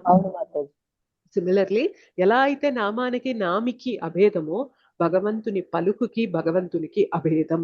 మాతాజీ అభేదం ఒక్కసారి క్లారిఫై చేయాలి. అభేదం అనేది మరి ఒక్కసారి అర్థమయ్యేటట్టుగా ఆ మీనింగ్ ఒక్కసారి. అభేదం అంటే మనం భగవద్గీతని ఒక ఆర్డినరీ బుక్ గా కన్సిడర్ చేసామనుకోండి, మనం పెద్ద నేర్చుకునేది లేదు. ఇది సాక్షాత్తు భగవంతుడే నాకు తెలుపుతున్న జ్ఞానము అని దానిపైన ఒక రెస్పెక్ట్, ఒక విశ్వాసం అనేది మనం ఉంచామనుకోండి, భగవంతుడు మనతో ప్రతిస్పందిస్తారు భగవద్గీత చదువుతున్నప్పుడు. దాన్నే అభేదం అంటారా? అంతే ప్రభు. అంటే అది ఒక స్టాటిక్ బుక్ కాదు ప్రభు. అభేదం అనే పదం గురించి అది నాకు అర్థమైంది, బట్ ఇక్కడ అభేదం అనే పదంకి ఇంగ్లీష్ లో ఏమంటారు అనేది? అభేదం అంటే ఇండిఫరెంట్ ప్రభు, నాట్ డిఫరెంట్. అభేదం అంటే నాట్ డిఫరెంట్. మన భగవంతునికి, భగవంతుని పలుకుకి దేర్ ఇస్ నో డిఫరెన్స్. భగవంతుని నామానికి, భగవంతునికి దేర్ ఇస్ నో డిఫరెన్స్. అట్లా అనమాట. భగవంతునికి సంబంధించిన ప్రతిదీ కూడా అంతే పవిత్రమైనది, రైట్? వాటికి డిఫరెన్స్ అనేది ఉండదు అనమాట. కానీ మనకి సంబంధించిన వాటికి డిఫరెన్స్ అనేది ఉంటుంది. అది అభేదం అని చెప్పాను. అలాగే ఇప్పుడు మోర్ కాన్ఫిడెన్షియల్, మోస్ట్ కాన్ఫిడెన్షియల్ అన్నారు. సెకండ్ చాప్టర్ ఏమన్నారు మాతాజీ ఇందాకలా? అది సెకండ్ ఆత్మజ్ఞానం ఏదైతే తెలుసుకున్నాము, ఇంగ్లీష్ లో ఏమన్నారు? ఇంగ్లీష్ లో దాన్ని నాలెడ్జ్ అబౌట్ ద సోల్. మనకి సెకండ్ చాప్టర్ పేరు ఏముంటది అంటే గీతా సారం, కంటెంట్స్ ఆఫ్ గీతా సమ్మరైజ్ ఉంటుంది. సో దాన్ని మనం ఆత్మ జ్ఞానము లేదా మన సోల్ గురించి ఏదైతే జ్ఞానం తెలుసుకున్నామో నాలెడ్జ్, అది కాన్ఫిడెన్షియల్ నాలెడ్జ్, ముఖ్యమైన జ్ఞానం. 7-8 అధ్యాయాలలో స్పెసిఫిక్ గా మనం ఇవన్నీ ఇందాక రివిజన్ చేసుకున్నాం కదా, అవన్నీ ఏంటి అంటే మనకి భగవంతుని గురించి ఇంకొంచెం డీటెయిల్ చెప్తుంది అనమాట, రైట్? సో భగవంతుడు ఏంటి, ఆయన శక్తులేంటి, మనం ఎవరికి చెందిన వాళ్ళం, మనం ఆయనకి చెందిన వాళ్ళం. అర్థమైంది కదా ఇందాక, ఇవంతా కూడా ఆయన శక్తినే. ఆత్మగా మనం కూడా ఆయనకి చెందిన వారమే. మనం చెయ్యాల్సిందే ఆయన భక్తి అనేది మనకి ఇక్కడ సూచన తెలుస్తుంది అనమాట. 9వ అధ్యాయానికి బీజం అనేది ఇక్కడ పడుతుంది అనమాట, రైట్? సో మనం ఎప్పుడైనా కానీ గుర్తుపెట్టేసుకోండి, second chapter, 7th 8th chapter, 9th chapter, ఈ మూడు ఏంటి అంటే గుహ్యం, గుహ్యతరం, గుహ్యతమం. Confidential, more confidential, most confidential. ఓకేనా? అయితే ఇక్కడ భగవంతుడు మనకి ఏం చెప్తున్నారంటే, యూజువల్ గా మనకి ఎవరైనా పెద్ద క్రతువు చేస్తున్నారు, యజ్ఞ యాగాది క్రతువులు చేస్తూ చాలా మంది పండితుల్ని పిలిపించి చాలా మందిని ఇన్వైట్ చేసి చాలా గ్రాండ్ స్కేల్లో అక్కడ యజ్ఞం చేస్తున్నారు అనుకోండి, మనకి ఏం భావన కలుగుతుంది? ఓ వీళ్ళు ఎంత చక్కగా చేస్తున్నారు ఈ యజ్ఞము, యజ్ఞ ఫలితం అనేది ఎంత చక్కగా వస్తుంది, వీరు ఎంత మంది పండితుల్ని పిలిచారు, ఎంత గొప్పగా చేస్తున్నారు, ఎంత గొప్పగా అక్కడ వేద మంత్రాలు ఉచ్చారణ జరుగుతుంది, ఎంత రిజల్ట్ అనేది వీరికి వస్తుంది. వాళ్ళు 4 గంటలు 5 గంటలు అట్లా వాళ్ళు యజ్ఞంలో ఆహుతి అర్పిస్తూ వాళ్ళు ఇంతసేపు చేశారు అంటే ఎంత గొప్పగా చేశారు అని మనం ఫీల్ అవుతాం. దట్ ఈస్ గుడ్, మంచి విషయమే. Yes or no? అదే దాని వల్ల వచ్చే బెనిఫిట్ ఏదైతే ఉంటుందో, మనం కూర్చొని సిన్సియర్ గా హరే కృష్ణ మహామంత్రాన్ని 2 గంటల పాటు చేస్తే దీని బెనిఫిట్, ఈ యజ్ఞం వల్ల వచ్చే బెనిఫిట్ అసలు పోల్చడానికి కూడా వీలు లేదంట. ఇది ఎన్నో రెట్లు ఎన్నో రెట్లు ఎన్నో రెట్లు ఎక్కువగా ఉంటుందన్నమాట. మనం కూర్చొని హరినామ స్మరణ చేస్తున్నాం చూసారా, భక్తిలో ముఖ్యమైన అంగం ఏంటి అంటే భగవన్ నామ జపం చేస్తున్నారు చూసారా. అంటే భక్తి ద్వారా మనము ఎన్నో ఎన్నో ఎన్నో ఎన్నో యజ్ఞయాగాది క్రతువుల ఫలితం అనేది ఆటోమేటిక్ గా వచ్చేస్తుంది. అసలు ఈ రెండు ఒకటి అని చూడడం కూడా పెద్ద అపరాధం అంట. అంటే యజ్ఞం ద్వారా నాకు ఏ ఫలితం అయితే వస్తుందో హరినామం చెప్పడం వల్ల కూడా నాకు ఆ ఫలితం వస్తుంది అని అంటే వారిని పాషండి అంటారంట. చాలా తప్పంట. అపరాధం కింద వస్తుందా మాతాజీ? అపరాధం, ఎగ్జాక్ట్లీ. అసలు భగవన్ నామానికి సరితూగే యజ్ఞ యాగాది క్రతువులు దానాలు తపస్యలు ఏవి అంటే ఏవి లేవు. మీకు ఒక చిన్న శ్లోకం చెప్తాను. హరిభక్తి విలాసులో మనకి శ్రీ సనాతన గోస్వామి. లేకపోవచ్చు కానీ పాపం అనేది ఎందుకో సంభవం, అది అప్రాప్రియేటా కాదని అనిపిస్తుంది. పాపం అపరాధము అంటే ఎలా చెప్పాలి అంటే దాన్ని మనం పోల్చడానికి కూడా మన దగ్గర ఏం లేదు ప్రభు. అంత విలువైనది మన దగ్గర ఉండి ఒక నార్మల్ డిగ్రీది మన దగ్గర భౌతికంగా ఏది లేదు. సో దాన్ని పోల్చడానికి నాకు ఎగ్జాంపుల్ అనేది దొరకడంలా. మీకు రిఫరెన్స్ అనేది నేను ఇస్తాను ఇక్కడ. శ్రీల సనాతన గోస్వామి హరిభక్తి. అపరాధం అంటే తప్పు చేయడం, అసలు అలా పోల్చకూడదు అని కూడా అంటారు. అంటే భగవన్ నామం ఎన్నో రెట్లు ఎన్నో రెట్లు ఎన్నో రెట్లు వీటన్నిటికన్నా కూడా ఎంతో పైన ఉన్నది. ఈ రెండింటికి పోలిక ఏంటంటే హస్తి మత్సగాంతరము అని చెప్తూ ఉంటాం మనం తెలుగులో. ఏనుగుకి దోమకి ఉన్న భేదం. హరి బోల్ హరి బోల్. ఎస్ ప్రభుజీ. యా, హరిభక్తి విలాస్లో మనకి సనాతన గోస్వామి ఏం చెప్తారు అంటే, ననామ సదృశం జ్ఞానం, నామ సదృశం వ్రతం, నామ సదృశం ధ్యానం, నామ సదృశం ఫలం, నామ సదృశ త్యాగి, నామ సదృశ శమః, నామ సదృశం పుణ్యం, నామ సదృశం గతిః, నామైవ పరమా ముక్తిర్ నామైవ పరమా గతిః, నామైవ పరమా శాంతిర్ నామైవ పరమా స్థితిః, నామైవ పరమా భక్తిర్ నామైవ పరమా గతిః, నామైవ పరమా ప్రీతిర్ నామైవ పరమా స్మృతిః, నామైవ కారణం జంతుర్ నామైవ పరమ ప్రభురేవ చ, నామైవ పరమారాధ్యో నామైవ పరమో గురు. సో బేసిక్ ఇక్కడ ఏం చెప్తున్నారంటే, ఏ జ్ఞానం కూడా నామానికి సరితూగదు, ఏ వ్రతం కూడా నామానికి సరితూగదు, ఏ ధ్యానం కూడా నామానికి సరితూగదు, ఎటువంటి పుణ్య కర్మల వల్ల వచ్చే ఫలితం కూడా నామానికి సరితూగదు, ఎటువంటి త్యాగం కూడా నామానికి సరితూగదు, ఎటువంటి శాంతి కూడా నామానికి సరితూగదు, ఎటువంటి పుణ్యం నామానికి సరితూగదు, ఎటువంటి గతి కూడా నామానికి సరితూగదు, ఎటువంటి ముక్తి నామానికి సరితూగదు, ఎటువంటి గమ్యం నామానికి సరితూగదు, ఎటువంటి ధామం నామానికి సరితూగదు. సో నామమే అత్యున్నతమైన భక్తి, నామమే అత్యున్నతమైన స్థితి, నామమే అత్యున్నతమైన స్మృతి. మన మెడిటేషన్ అవ్వాలి. నామమే అత్యున్నతమైన ఆనందము. ఓకే, సో నామం అనేది అన్ని జీవులలో ఉన్న ఆ లైఫ్ అనేది ఆ నామం అని చెప్పి భగవంతుడు చెప్తున్నారు అనమాట. సో నామమే మనకి సుప్రీం మాస్టర్, సుప్రీం లార్డ్. నామమే మనకి అత్యున్నతమైన గురువు, నామమే మనకి అత్యున్నతమైన ఆరాధన చేయవలసిన ఒక స్థితి అనేది చెప్తున్నారు అనమాట. సో ఆలోచించండి, మనం అటువంటి యజ్ఞాలు దానాలు తపస్యలు, కొందరు తపస్యలు చేస్తూ ఉంటారు. ఎట్లా అంటే ఇంకా లిటరల్ గా కొందరైతే తల కిందగా కాళ్ళు పైగా పెట్టేసి పెద్ద పెద్ద తపస్యలు చేసేస్తూ ఉంటారు. అవి ఎటువంటి శాస్త్రాల్లో ఉన్నాయో వాటి వల్ల ఫలితం ఏమొస్తుందో తెలియదు. కొందరు సాత్వికంగా ఉండే తపస్యలు చేస్తూ ఉంటారు. కానీ భక్తిలో ఇవన్నీ ఇంక్లూడ్ అయిపోతాయి డియర్ డివోటీస్. 2 గంటల పాటు కూర్చొని మనస్సు ఒప్పుకుంటున్నా ఒప్పుకోకపోయినా, నచ్చినా నచ్చకపోయినా లాగి పడేస్తుంది. మనస్సు అయితే ఇంకా లెంపకాయలు వేసేస్తూ ఉంటుంది అనమాట మనకి. ఏంటి నువ్వు జపం చేస్తావా, నామం చెప్తావా అని చెప్పి మనల్ని పీకేస్తూ ఉంటుంది. అయినా కూడా కూర్చొని జపమాల పట్టుకొని ఒక్కొక్క పూస కష్టమైనా కానీ తిప్పుతూ, ఒక్కొక్క పూస నామం వినడానికి కష్టమైన ప్రయత్నం చేస్తూ, మనస్సు వెళ్ళిపోతూ ఉంటే లాక్కు రావడానికి ప్రయత్నం చేస్తూ, భగవంతునికి ప్రార్థన చేస్తూ, కృష్ణ నాకు కష్టంగా ఉంది, దయచేసి నాకు సహాయం చెయ్యి అని చెప్పి మనం భగవంతుని పైన డిపెండ్ అవుతూ ఒక్కొక్క పూస ఒక్కొక్క మాల తిప్పుతూ అలా 16 మాలలు మనం చేయడం అనేది ఎంత పెద్ద ఆస్టెరిటీ ఆలోచించండి. అవునా కదా? తపస్య అనేది ఉందా లేదా అందులో? అవును మాతాజీ. Yes, మాతాజీ. భగవంతునికి అర్పించకుండా నేను ఏది తీసుకోను. భగవంతుని ఏదైతే నాకు ఎలో చేశారో అది నేను భగవంతునికి అర్పించి, భగవంతుడు నాకు ఏదైతే ప్రసాదంగా ఇచ్చారో అది నేను స్వీకరిస్తాను అని అనుకోవడంలో యజ్ఞం జరుగుతుందా లేదా? యజ్ఞం అంటే ఏంటి? భగవంతుని ప్రీత్యార్థం మన కర్మలు చేయడం. యజ్ఞం అంటే అది. రైట్? మనం మన జీవనం మొత్తాన్ని కూడా భగవంతుని యొక్క ప్రీతి కోసం నేను బ్రతుకుతాను అని మన జీవితాన్నే మనం అర్పిస్తున్నాం అనుకోండి, అంతకన్నా గొప్ప యజ్ఞం ఏదన్నా ఉంటుందో ఆలోచించండి. నార్మల్ యజ్ఞంలో ఆహుతి ఇస్తున్నాం, మనం ధనం ఇవన్నీ ఇస్తున్నాం అక్కడ, రైట్? కానీ ఇవన్నీ కూడా ధనం కానీ సమయం కానీ ఇదంతా కూడా ఫైనల్ గా ఎందుకు అంటే మనల్ని మనం సమర్పించుకోవడానికి. భక్తిలో మనం ఏం చేస్తున్నాం? మనల్ని మనం సమర్పించుకుంటున్నామా లేదా భగవంతునికి? Yes no? సో భక్తిలో సమస్తం ఇంక్లూడ్ అయిపోతాయి డియర్ డివోటీస్. మనం ఎప్పుడు వరి అవ్వక్కర్లా. ఇలాంటివి ఏదన్నా చూసి నేను భక్తి చేస్తున్నప్పుడు నాకు వీటి ఫలితం వస్తుందా, నేను వీరు ఏదైతే చేస్తున్నారో ఇదంతా వీటి యొక్క ఫలితం అనేది వీళ్ళు సేకరించుకుంటున్నారు కదా, నేను జస్ట్ భక్తి చేస్తున్నాను నాకు వీటి ఫలితం వస్తుందా అంటే వాటికి మించిన ఫలితం అనేది ఉంటుంది భక్తిలో అని భగవంతుడు చెప్పేస్తున్నారు అనమాట ఇక్కడ. రైట్? సో భక్తి చేయడంలో భక్తి అనేది అత్యంత ప్యూరిఫికేటరీ ప్రాసెస్ డియర్ డివోటీస్. ఇంతకు మించి మనల్ని శుద్ధి చేయగలిగే ప్రాసెస్ అనేది లేనే లేదు.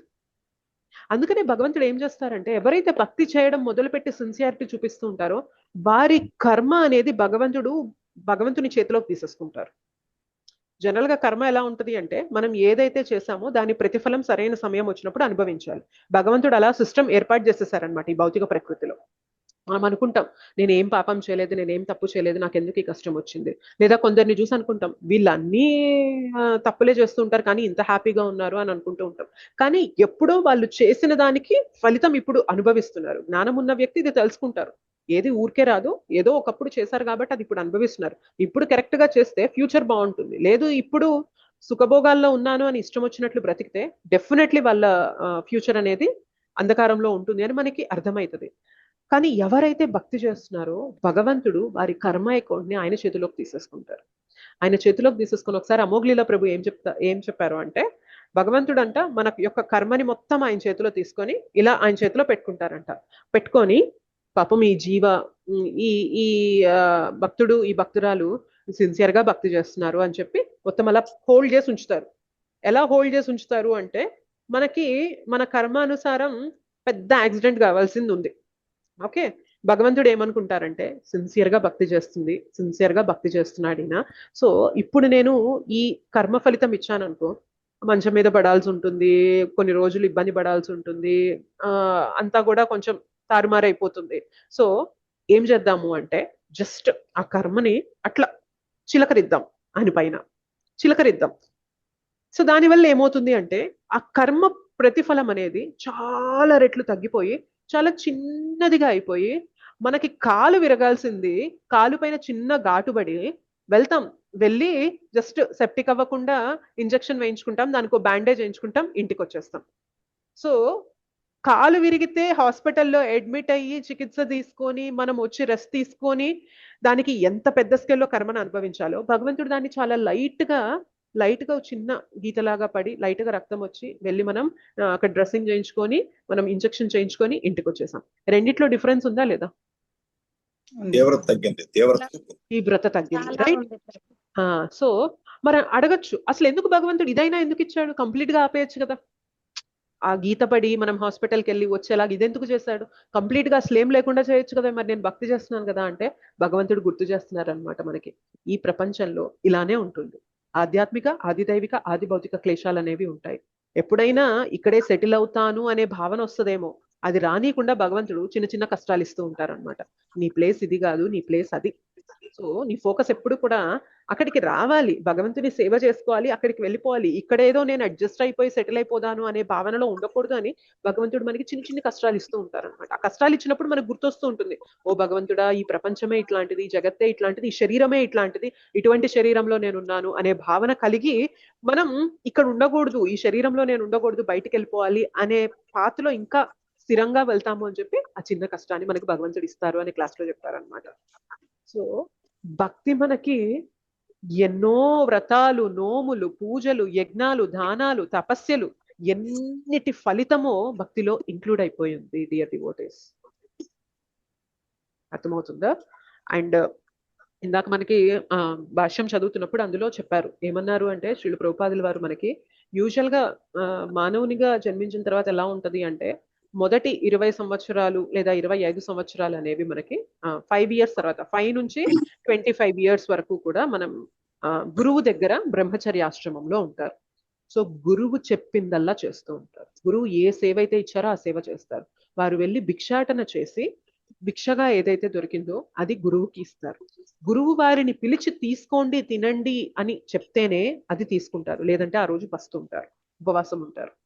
సో అలా వాళ్ళు గురువు దగ్గర శాస్త్రాల అధ్యయనం చేసుకొని ఎలా బ్రతకాలో ఎలా బ్రతకకూడదో వాళ్ళకు ఒక ట్రైనింగ్ అనేది జరిగింది అనమాట. వాళ్ళ ఇంద్రియాల పైన కంట్రోల్ అనేది ఎలా తీసుకురావాలి అనేది ఒక ట్రైనింగ్ అనేది జరుగుతుంది బ్రహ్మచర్యాశ్రమంలో. ఆ తర్వాత బ్రహ్మచారిగా కంటిన్యూ అవ్వాలా లేదా గృహస్థుగా వెళ్తారా అనేది వాళ్ళకి చాయిస్ ఇస్తారు. ఎవరైతే గృహస్థుగా జీవనాన్ని ముందుకు తీసుకెళ్లాలనుకుంటారో వారు ఒక మంచి స్త్రీని వివాహం ఆడి వారు ఆ దాంపత్య జీవనంలో కూడా భగవంతుని యొక్క సేవ అనేది ముందుకు జరుగుతూ యజ్ఞాలు, దానాలు, తపస్సులు అనేవి చేస్తూ వారు వారి జీవితాన్ని, వారి యొక్క ఫ్యామిలీని, పరివారాన్ని కూడా భక్తియుతంగా ముందుకు తీసుకెళ్తూ ఉంటారు. ఎప్పుడైతే 50 సంవత్సరాలు వచ్చాయో ఆ తర్వాత అప్పుడు బాధ్యతలు అనేవి తీరిపోతాయి కాబట్టి అప్పుడు 50 సంవత్సరాలకి వానప్రస్థ ఆశ్రమంలో వస్తారనమాట. అలా ఆ తర్వాత మళ్ళీ సన్యాసాశ్రమంలోకి వెళ్ళిపోయి కంప్లీట్ గా ఇప్పుడు భార్య ఎవరైతే ఉన్నారో వారిని పిల్లల దగ్గర, పిల్లల సంరక్షణలో ఉంచి ఈయన సన్యాసం అనేది తీసుకొని వెళ్ళడం అనేది జరుగుతుంది. ఓకే, ఈ విధంగా ధార్మికంగా వేదాలలో ఎలా బ్రతకమని చెప్పారో అలా బ్రతికితే కొందరు స్వర్గలోకాలకు వెళ్ళొచ్చు, కొందరు బ్రహ్మజ్యోతి స్థితికి వెళ్ళొచ్చు, కొందరు వైకుంఠ లోకాలకి వెళ్ళొచ్చు. కానీ ఈ ప్రాసెస్ అనేది ఏమీ చెయ్యలేకపోయినా కూడా మనం జీవితంలో ఎటువంటి స్థితిలో ఉన్నప్పటికీ కూడా, ఎటువంటి పాపచర్యలు చేసినా, మన పాస్ట్, మన గతం ఎలా ఉన్నప్పటికీ కూడా భక్తి మనం ఒక్కసారి తీసుకొని భక్తుల సాంగత్యంలో ఉండి ముందుకు వెళ్ళడం మొదలు పెట్టామనుకోండి, ఖచ్చితంగా మనలో అది ఎంతో పరివర్తన తీసుకొస్తుంది. దానితో పాటు అది మనం కంప్లీట్ చేయగలిగినట్లయితే, పర్ఫెక్షన్ అనేది మనం తీసుకురాగలిగినట్లయితే, జీవితంలో పరిపూర్ణత తీసుకురాగలిగినట్లయితే భక్తిలో మనం భగవద్ధామానికి కూడా వెళ్ళిపోతాం. రైట్? ఇంత ప్రాసెస్ అంతా కూడా భక్తి మనకి ఇన్స్టెంట్ గా ఇచ్చేస్తుంది అనమాట. జగాయి మదాయ్ అని మనకి శ్రీ చైతన్య మహాప్రభు పాస్ట్ టైమ్స్ లో వస్తుందన్నమాట వీరి యొక్క వృత్తాంతం అనేది. సో మనకి ఏం చెప్తారు అంటే, ఎవరైతే జయ విజయులు ఉన్నారో వారు మూడు సార్లు జన్మ తీసుకొని అసురులుగా జన్మిస్తారంటారు. తెలుసా ఎవరెవరు అనేది? హిరణ్యాక్షుడు, హిరణ్యాక్ష, హిరణ్యకశ్యప, నెక్స్ట్ రావణ, కుంభకర్ణుడు, తర్వాత శిశుపాలుడు, దంతవక్రుడు. కరెక్ట్, శిశుపాలుడు, దంతవక్రుడు 3 సార్లు అయిపోయింది. ఇదే 4వసారి ఎప్పుడైతే చైతన్య మహాప్రభు వచ్చారో వీళ్ళే స్వయంగా వచ్చారంట, మేము మళ్ళీ వస్తాము అని చెప్పి. అంటే 3 సార్లే వారికి శాపం ప్రకారం, బట్ మేము మళ్ళీ వస్తామని చెప్పి వాళ్ళే జగాయి మదాయిగా వచ్చారు. కానీ ఎప్పుడైతే వాళ్ళు ఏ విధంగా బ్రతకకూడదో, ఎటువంటి నియమాలు మనం ఫాలో అవ్వాలో అవన్నిటినీ ఉల్లంఘిస్తూ వాళ్ళు ఏ పాపపు చర్యలు అయితే చేస్తూ ఉన్నారో అటువంటి స్థితిలో నిత్యానంద ప్రభు వచ్చి వారికి నామాన్ని ఇచ్చి, చైతన్య మహాప్రభు వారిని యాక్సెప్ట్ చేసి వారు ఎప్పుడైతే నామజపం సిన్సియర్ గా చేయడం మొదలు పెట్టారో, విత్ ఇన్ షార్ట్ స్పాన్, అంటే కొన్ని సంవత్సరాలలోనే వారిని ఏమని పిలవడం మొదలు పెట్టారు అంటే, ఓ మీరు బ్రహ్మచారుడు అని పిలవడం మొదలు పెట్టారు అనమాట. అంటే వారు ఒకప్పుడు ఎంతో మంది స్త్రీలతో మన సాంగత్యం అనేది చేశారనమాట, అది అధార్మికంగా. సో అటువంటి వారిని కూడా వారు భగవద్భక్తి చేస్తూ సిన్సియర్ గా వాళ్ళు ముందుకెళ్తూ ఉంటే ఏమన్నారంటే, వీరి దర్శనం, వీరు వైష్ణవులు అని కూడా మాట్లాడారు. అంటే ఆలోచించండి, వైష్ణవులు అంటే విష్ణువుకి ఎంతో ప్రియమైన వారు. అంటే గతం ఎలా ఉన్నప్పటికీ కూడా మనం భక్తి మన జీవితంలోకి వచ్చి మనం తీసుకొని ముందుకెళ్తూ ఉంటే విష్ణువుకి ప్రియమైన వారు వైష్ణవులు. అంటే వైష్ణవ అనే పదం రావడమే చాలా గొప్ప, తెలుసా, చాలా గొప్ప అన్నమాట. అంటే ఎంత గొప్ప పొజిషన్ అంటే ఇట్ ఈస్ ఆల్మోస్ట్ లైక్ ఇప్పుడు మనకి ప్రైమ్ మినిస్టర్ బాగా దగ్గర అనుకోండి, మనకి ఎలా ఉంటుంది చెప్పండి, మనకి ఎంత ఎంత రెస్పెక్ట్, ఎంత గుర్తింపు ఉంటుంది ఆలోచించండి. మనం ఒక కాలనీలో ఉన్నాము, మనం ప్రైమ్ మినిస్టర్ తో ఫోన్ చేసి మాట్లాడుతూ ఉన్నాం మధ్య మధ్యలో, ఏంటి ఎలా ఉన్నారు, ఏంటి ఏం జరుగుతుంది, ఏం జరుగుతున్నాయి, ఏం మంతనాలు జరుగుతున్నాయి, అది ఇది అని మాట్లాడుతున్నాం. ఈ విషయం మన కాలనీలో ఉన్న వాళ్ళకి తెలిసింది అనుకోండి, మన కాలనీలో చిన్న వర్క్ జరగాలి అక్కడ. సో వాళ్ళు మన దగ్గరకు వచ్చి ఎలా మాట్లాడతారు ఆలోచించండి. ఓ మీరు అలా, మీరు ఇంత గ్రేట్ అండి, మీరు ఒక్క మాట జస్ట్ అలా ఒక చిన్న మెసేజ్ పెడితే మేఘాల్లో ఈ వర్క్ అనేది జరిగిద్ది అని అంటారు. Yes or no? కేవలం భౌతిక జగత్తులో ఎన్నో బ్రహ్మాండాలు ఉంటే, ఒక బ్రహ్మాండంలో ఎన్నో గ్రహాలుంటే, ఒక గ్రహంలో ఎన్నో ఖండాలుంటే, ఒక ఖండంలో ఎన్నో దేశాలుంటే, ఒక దేశంలో ఉన్న ప్రధాన మంత్రికి ఉన్న ఫ్రెండ్కే అంత పవర్ ఉంటే, సాక్షాత్తు దేవాది దేవుడైన భగవంతునికి ఎంతో ప్రియమైన వారు వైష్ణవులు అనమాట. పొర్రపాటున కూడా వైష్ణవ అపరాధం చేయకూడదు. వైష్ణవులు వెళ్తూ ఉంటే వైష్ణవుల పదధూలి తీసుకున్నా కూడా మన జీవితం ధన్యమైపోతుంది అనమాట. ఎందుకంటే చాలా ప్రియమైన వారు వాళ్ళు భగవంతునికి, విష్ణువుకి, కృష్ణకి. సో అటువంటి పేరు జగాయి మదాయికి వచ్చేసింది అనమాట. మీరు పరమ వైష్ణవులండి అని చెప్తారనమాట.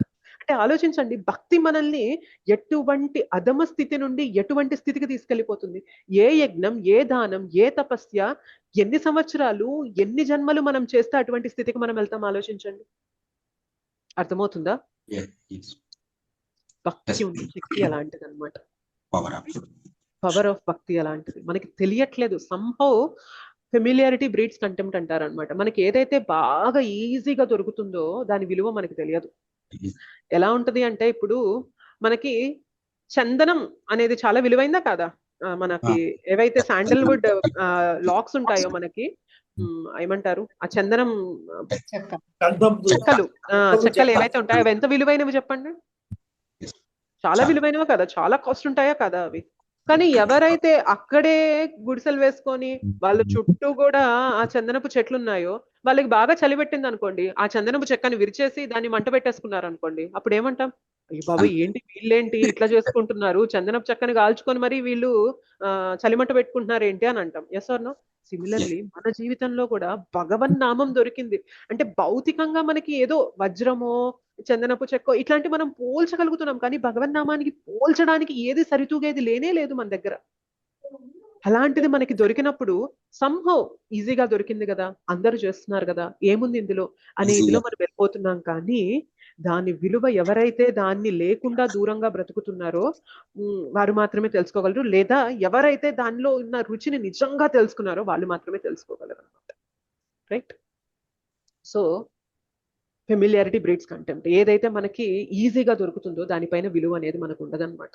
కానీ గుర్తుపెట్టుకోవాలి, మనం ఏదైతే చేస్తున్నామో శ్రీల ప్రభుపాదుల వారు మనకి పరంపర ఏదైతే ప్రాసెస్ ఇచ్చారో చాలా చాలా చాలా చాలా అత్యున్నతమైన ప్రాసెస్ డియర్ డివోటీస్. మనం నిజంగా సిన్సియర్గా ఈ ప్రాసెస్ ని పట్టుకుంటే అత్యంత తొందరగా మనలో పరివర్తన వస్తుంది. లక్షల కోట్ల జన్మలుగా మనలో రాని మార్పు ఈ ఒక్క జన్మలో ఎంతో పరివర్తన తీసుకొస్తుంది మనం సిన్సియర్గా పట్టుకుంటే. ఇంకా శ్రీల ప్రభుపాద ఏమంటారు అంటే, if you are really sincere and your goal is really fixed, నేను భగవద్ధామానికి వెళ్ళిపోవాలి, నేను ఈ జగత్తులో ఉండకూడదు అనేది నువ్వు నిజంగా గట్టిగా పట్టుకుంటే ఒక్క జన్మ చాలు వెళ్ళిపోవడానికి అని అంటారు అనమాట. ఒక్క జన్మ చాలు.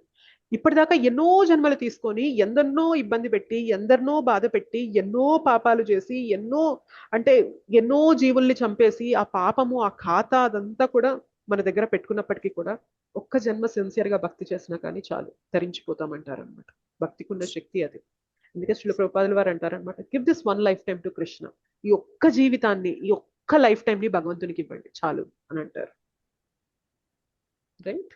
So this is about our shloka. మనకి చాలా సార్లు భౌతికంగా ఏది చాలా గ్రాండ్ గా కనిపిస్తుందో అందులో ఏదో చాలా ఎక్కువ ఉంది అని ఫీల్ అవుతూ ఉంటాం. ఏదైతే జపమాల పైన మనం సాదాసీదాగా చేస్తూ ఉంటామో ఇదేముందిలే అని ఫీల్ అవుతూ ఉంటాం. నో, ఇందులో లేనిది ఇంకేదీ లేదు డియర్ డివోటీస్. సమస్త శక్తులు కూడా భగవంతుడు భగవన్ నామంలో పెట్టేసి ఇచ్చేసారు, సమస్త శక్తులు. ఇంకా ఏమంటారు అంటే, ఎవరైతే సిన్సియర్ గా భగవన్ నామాన్ని బ్రహ్మ ముహూర్తంలో 12 సంవత్సరాల పాటు సిన్సియర్ గా జపం చేస్తారో వారి నోటి వెంట ఏదైతే వస్తుందో అది శాస్త్రోక్తమై ఉంటుందంట. వాళ్ళు శాస్త్రాలు చదవాల్సిన అవసరం లేదు. ఇన్ఫాక్ట్ వాళ్ళు నిరక్షరాస్యులు అవ్వనివ్వండి, అంటే దే ఆర్ ఇల్లిటరేట్, వాళ్ళకి చదవడం కూడా రాదు. అర్థమవుతుందా? వాళ్ళకి చదువు రాదు, వాళ్ళకి శాస్త్రజ్ఞానం తెలియదు, వాళ్ళకి అవేమీ తెలియదు. కానీ భగవన్ నామాన్ని ఎవరైతే సిన్సియర్ గా 12 సంవత్సరాలు బ్రహ్మ ముహూర్తంలో చేస్తారో, ఇఫ్ ఐఎమ్ నాట్ రాంగ్ అది 12 years అనే నాకు గుర్తుంది, బట్ వాట్ ఎవర్, మీరు అర్థం చేసుకోండి, అంటే దాంట్లో ఉన్న గొప్పతనాన్ని అర్థం చేసుకోండి. వారు ఏదైతే మాట్లాడతారో అది శాస్త్రోక్తం అయిపోతుందంట. అంటే ఇంక భగవన్ నామంలో ఇంకేం లేదు, ఆలోచించండి మీరు. సమస్తం ఉంది అందులో, సమస్తం ఉంది. భగవంతుణ్ణి కూడా కట్టేసి మన దగ్గర కూర్చోపెట్టే ప్రేమ భగవన్ నామంలో ఉంది. సో ఎవరైతే భక్తులు సిన్సియర్ గా పట్టుకుంటారో భగవంతుణ్ణి, భక్తి మార్గాన్ని, ఈ ఏబిసిడి ప్రాసెస్ ఎవరైతే పట్టుకుంటారో వాళ్ళు ఏది కోల్పోతున్నారు అనే భావన పెట్టుకోవాల్సిన అవసరం లేదనమాట. సమస్తం పొందుతారు. ఓకేనా? Is it clear?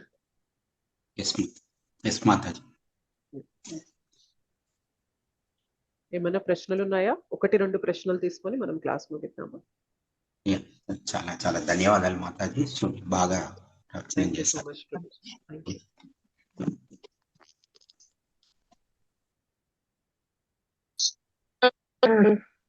Hare Krishna Mataji. Gayatri Mataji. Hare Krishna. వైష్ణవులు అంటే ఎవరు అని?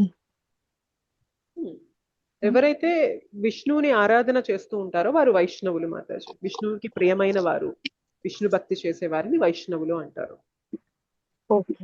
మాతాజీ, ఇప్పుడు ఈ యజ్ఞములు చేయటము ఇవన్నీ కన్నా నామస్మరణే గొప్ప అన్నారు కదా. ఇప్పుడు మన ఇస్కాన్ లో అలాంటి హోమాలు యజ్ఞాలు చేయటం అనేది సాంప్రదాయం తక్కువ. చేస్తుంటారు ప్రభు, అది కూడా చేస్తారు, యజ్ఞాలు కూడా చేస్తూ ఉంటారు. మనకి నరసింహ యజ్ఞం అని అవి చేస్తుంటారు. మరి అటువంటిప్పుడు బేసిక్ గా ఇక్కడ యజ్ఞం అంటే వేదాల ప్రకారం యజ్ఞం అంటే ఏంటి అంటే, thank you for bringing this point. ఈ పాయింట్ మీరు అడగడం అనేది మంచి విషయం ప్రభుజీ. యజ్ఞం అంటే బేసిక్ గా ఎలా చేస్తారంటే వేదాల ప్రకారం, మనం ఈ యజ్ఞం చేయడం వల్ల నాకు ఈ బెనిఫిట్ రావాలి, నేను ఈ యజ్ఞం చేస్తే నేను ఈ రిజల్ట్ ని పొందాలి అనే భావనతో భౌతికమైన రిజల్ట్స్ కోసం, భౌతికమైన ఫలితాల కోసం యజ్ఞాలు చేస్తూ ఉంటారు. ఓకే, కానీ మన ఇస్కాన్ లో ఏదైతే చేస్తూ ఉంటారో నరసింహ యజ్ఞం కానీ లేకపోతే ఇంకా ఏవైనా కానివ్వండి, ఇంక ఎటువంటి యజ్ఞమైనా కానివ్వండి, భౌతికమైన లాభం కాదు వారు కోరుకునేది. వారు ఏది కోరినా కానీ అక్కడ ఆధ్యాత్మికంగా బెనిఫిట్ జరగాలి అని కోరుతూ ఉంటారు అనమాట. ఓకే, సో మనకి ఉప్పుగూడలో కూడా టెంపుల్ రావాలి అని చెప్పి గత ఎన్నో మంత్స్ గా ప్రతి నెల కూడా స్వాతి నక్షత్రంలో నరసింహ యజ్ఞం చేస్తూ ఉంటారు.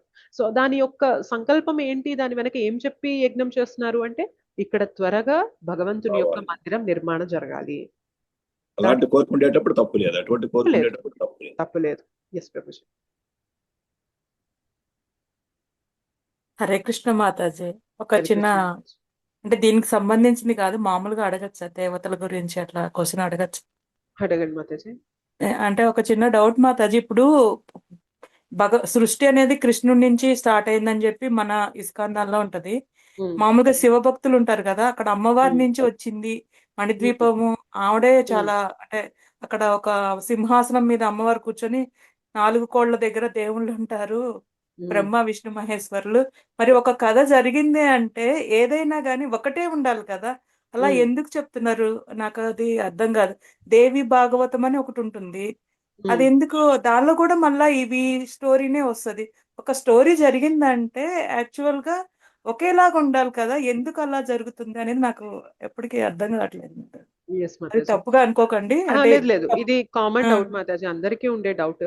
మేబీ ఇది మనం సింపుల్ గా చర్చించుకునే విషయం కాదు, దీనికి కొంచెం పెద్ద డిస్కషన్ కావాలి. బట్ మీరు అడిగారు కాబట్టి నేను బ్రీఫ్ గా ఇవ్వడానికి ప్రయత్నం చేస్తాను. ఫ్యూచర్ లో మనకి కుదిరినప్పుడు ఇటువంటి టాపిక్స్ పైన మనం కొంచెం పెద్ద క్లాస్ తీసుకొని అందరి క్వశ్చన్స్ అనేవి అడ్రస్ అయ్యేలాగా తీసుకున్నాము. బట్ మీరు అడిగారు కాబట్టి నేను ఇప్పుడు సింపుల్ గా చెప్తాను. మనకి 2 జగత్తులు ఉంటాయి మాతాజీ, భౌతిక జగత్తు, ఆధ్యాత్మిక జగత్తు. ఓకే, భౌతిక జగత్తులో మనకి ఎన్నో బ్రహ్మాండాలు ఉంటాయి. ఓకే, ఎన్నో బ్రహ్మాండాల్లో మనకి మళ్ళీ 14 లోకాలు ఉంటాయి. ఓకేనా? సో మనం ఇప్పుడున్న భూమండలం ఎట్లాంటిది అంటే, భౌతిక జగత్తులో ఉన్న ఎన్నో బ్రహ్మాండాల్లో ఒక బ్రహ్మాండంలో ఒక్క గ్రహం, 14 ప్లానెటరీ సిస్టమ్స్, 14 లోకాలలో ఒక్క లోకమైన ఈ భూలోకంలో మనం ఉన్నామన్నమాట. ఓకే, అయితే మనకి ఏం చెప్తారు అంటే, ఇస్కాన్ లో ఆచార్యులు శ్రీల ప్రభుపాదుల వారి బుక్స్ కానీ చదివినప్పుడు ఏం చెప్తారు అంటే, సీనియర్ డివోటీస్ ఏమంటారు అంటే, భౌతిక జగత్తుకి అధిపతి దుర్గాదేవి, లలితామాత, మీరు ఎవరైతే చెప్తున్నారో దుర్గాదేవి. ఓకే, భౌతిక జగత్తుకి తల్లిదండ్రులు ఎవరు అంటే దుర్గాదేవి, పరమేశ్వరుడు, సదాశివుడు. ఓకేనా? అయితే ఈ భౌతిక జగత్తు కూడా ఎవరి నుండి వచ్చింది అంటే కృష్ణ నుండి. భౌతిక జగత్తు, ఈ బ్రహ్మాండాలు, ఈ 14 లోకాలు, ఇవన్నీ చూసుకుంటే వీటిని మెయింటైన్ చేస్తుంది ఎవరు అంటే, వీటికి అధిపతిగా ఉన్నది ఎవరు అంటే దుర్గాదేవి, పార్వతీమాత మరియు లార్డ్ శివ. బట్ ఈ జగత్తు కూడా ఎవరి నుండి వచ్చింది అంటే కృష్ణ నుండి వచ్చింది. అంటే కృష్ణనే వీరిని ఈ జగత్తుకి నియామకులుగా నియమించారు. ఆధ్యాత్మిక జగత్తు, భౌతిక జగత్తు 2 కూడా ఆయన నుండే వచ్చాయి. ఓకే, సో ఎట్లా ఉంటది అంటే, ఎప్పుడైతే భగవంతుడు జనరల్ గా జీవులందరూ కూడా ఈ జగత్తులో భగవంతుని యొక్క చూపు ద్వారా ఈ జగత్తులోకి పంపబడతారు. ఓకేనా? జీవులందరూ కూడా భగవంతుని చూపు ద్వారా ఇక్కడికి వస్తారు. మనమందరం కూడా భగవంతుని చూపు ద్వారా ఇక్కడికి వచ్చాం.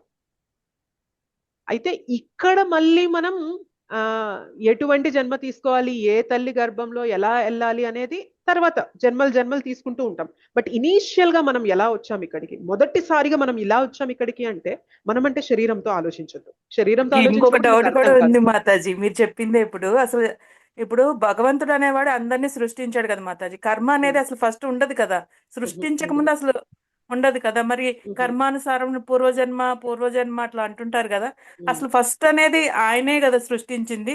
అప్పుడు ఏమి తారతమ్యాలు ఏమి ఉండవు కదా, ఎవరు ఏం పాపాలు ఏమి చేసి ఉన్నారు కదా అనేది నాకు ఎప్పుడు డౌట్ వస్తూ ఉంటది. కానీ అది ఎట్లా క్లారిఫై అనేది నాకు ఎప్పటికీ తెలియదు. బేసిక్ గా ఏం చెప్తారంటే దానికి ఎక్స్ప్లెనేషన్ మాతాజీ, మనం ఎప్పుడైతే భగవంతుడు ఇక్కడికి పంపిస్తారో, ఆ పంపించినప్పుడు ప్రతి ఒక్కరికి కూడా వారి గుణం ఉంటుంది మాతాజీ.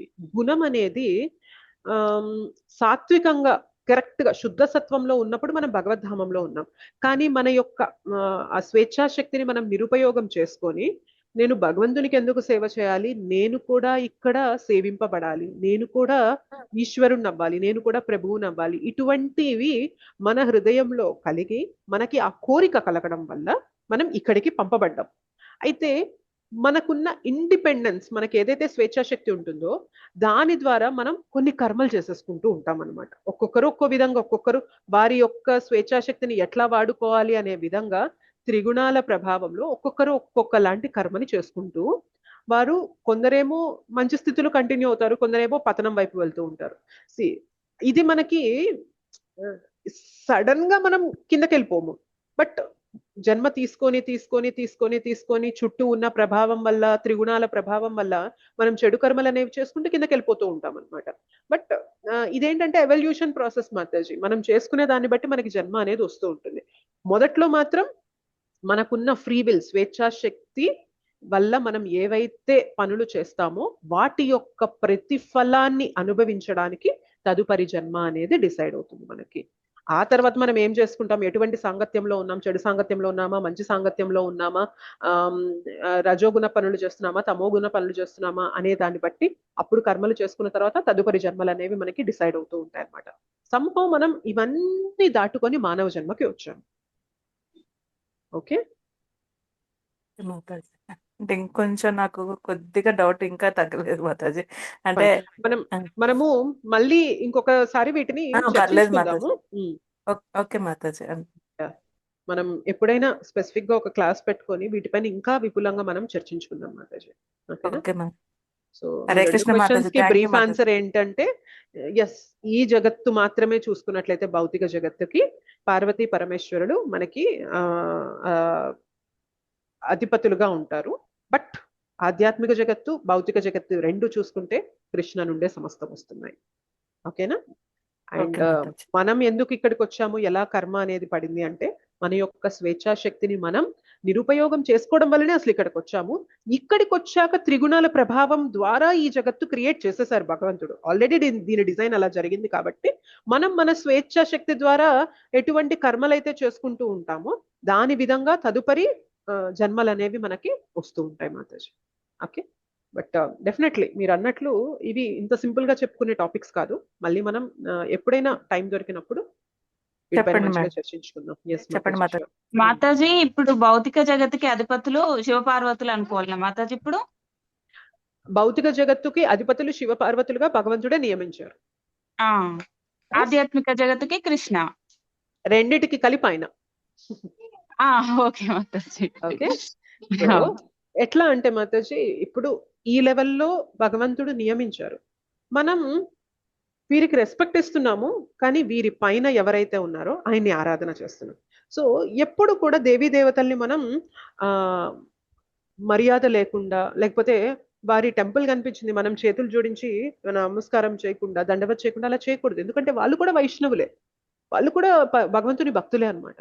సి నార్మల్ గా ఉన్న వైష్ణవుడిని చూసినప్పుడే వారి పదధూళి కావాలి అని మనం అనుకుంటామే, అలాంటిది భగవంతుడే వీరిని ఇటువంటి స్థానంలో పెట్టారు అంటే వారెంత గొప్ప భక్తులై ఉండాలి ఆలోచించండి.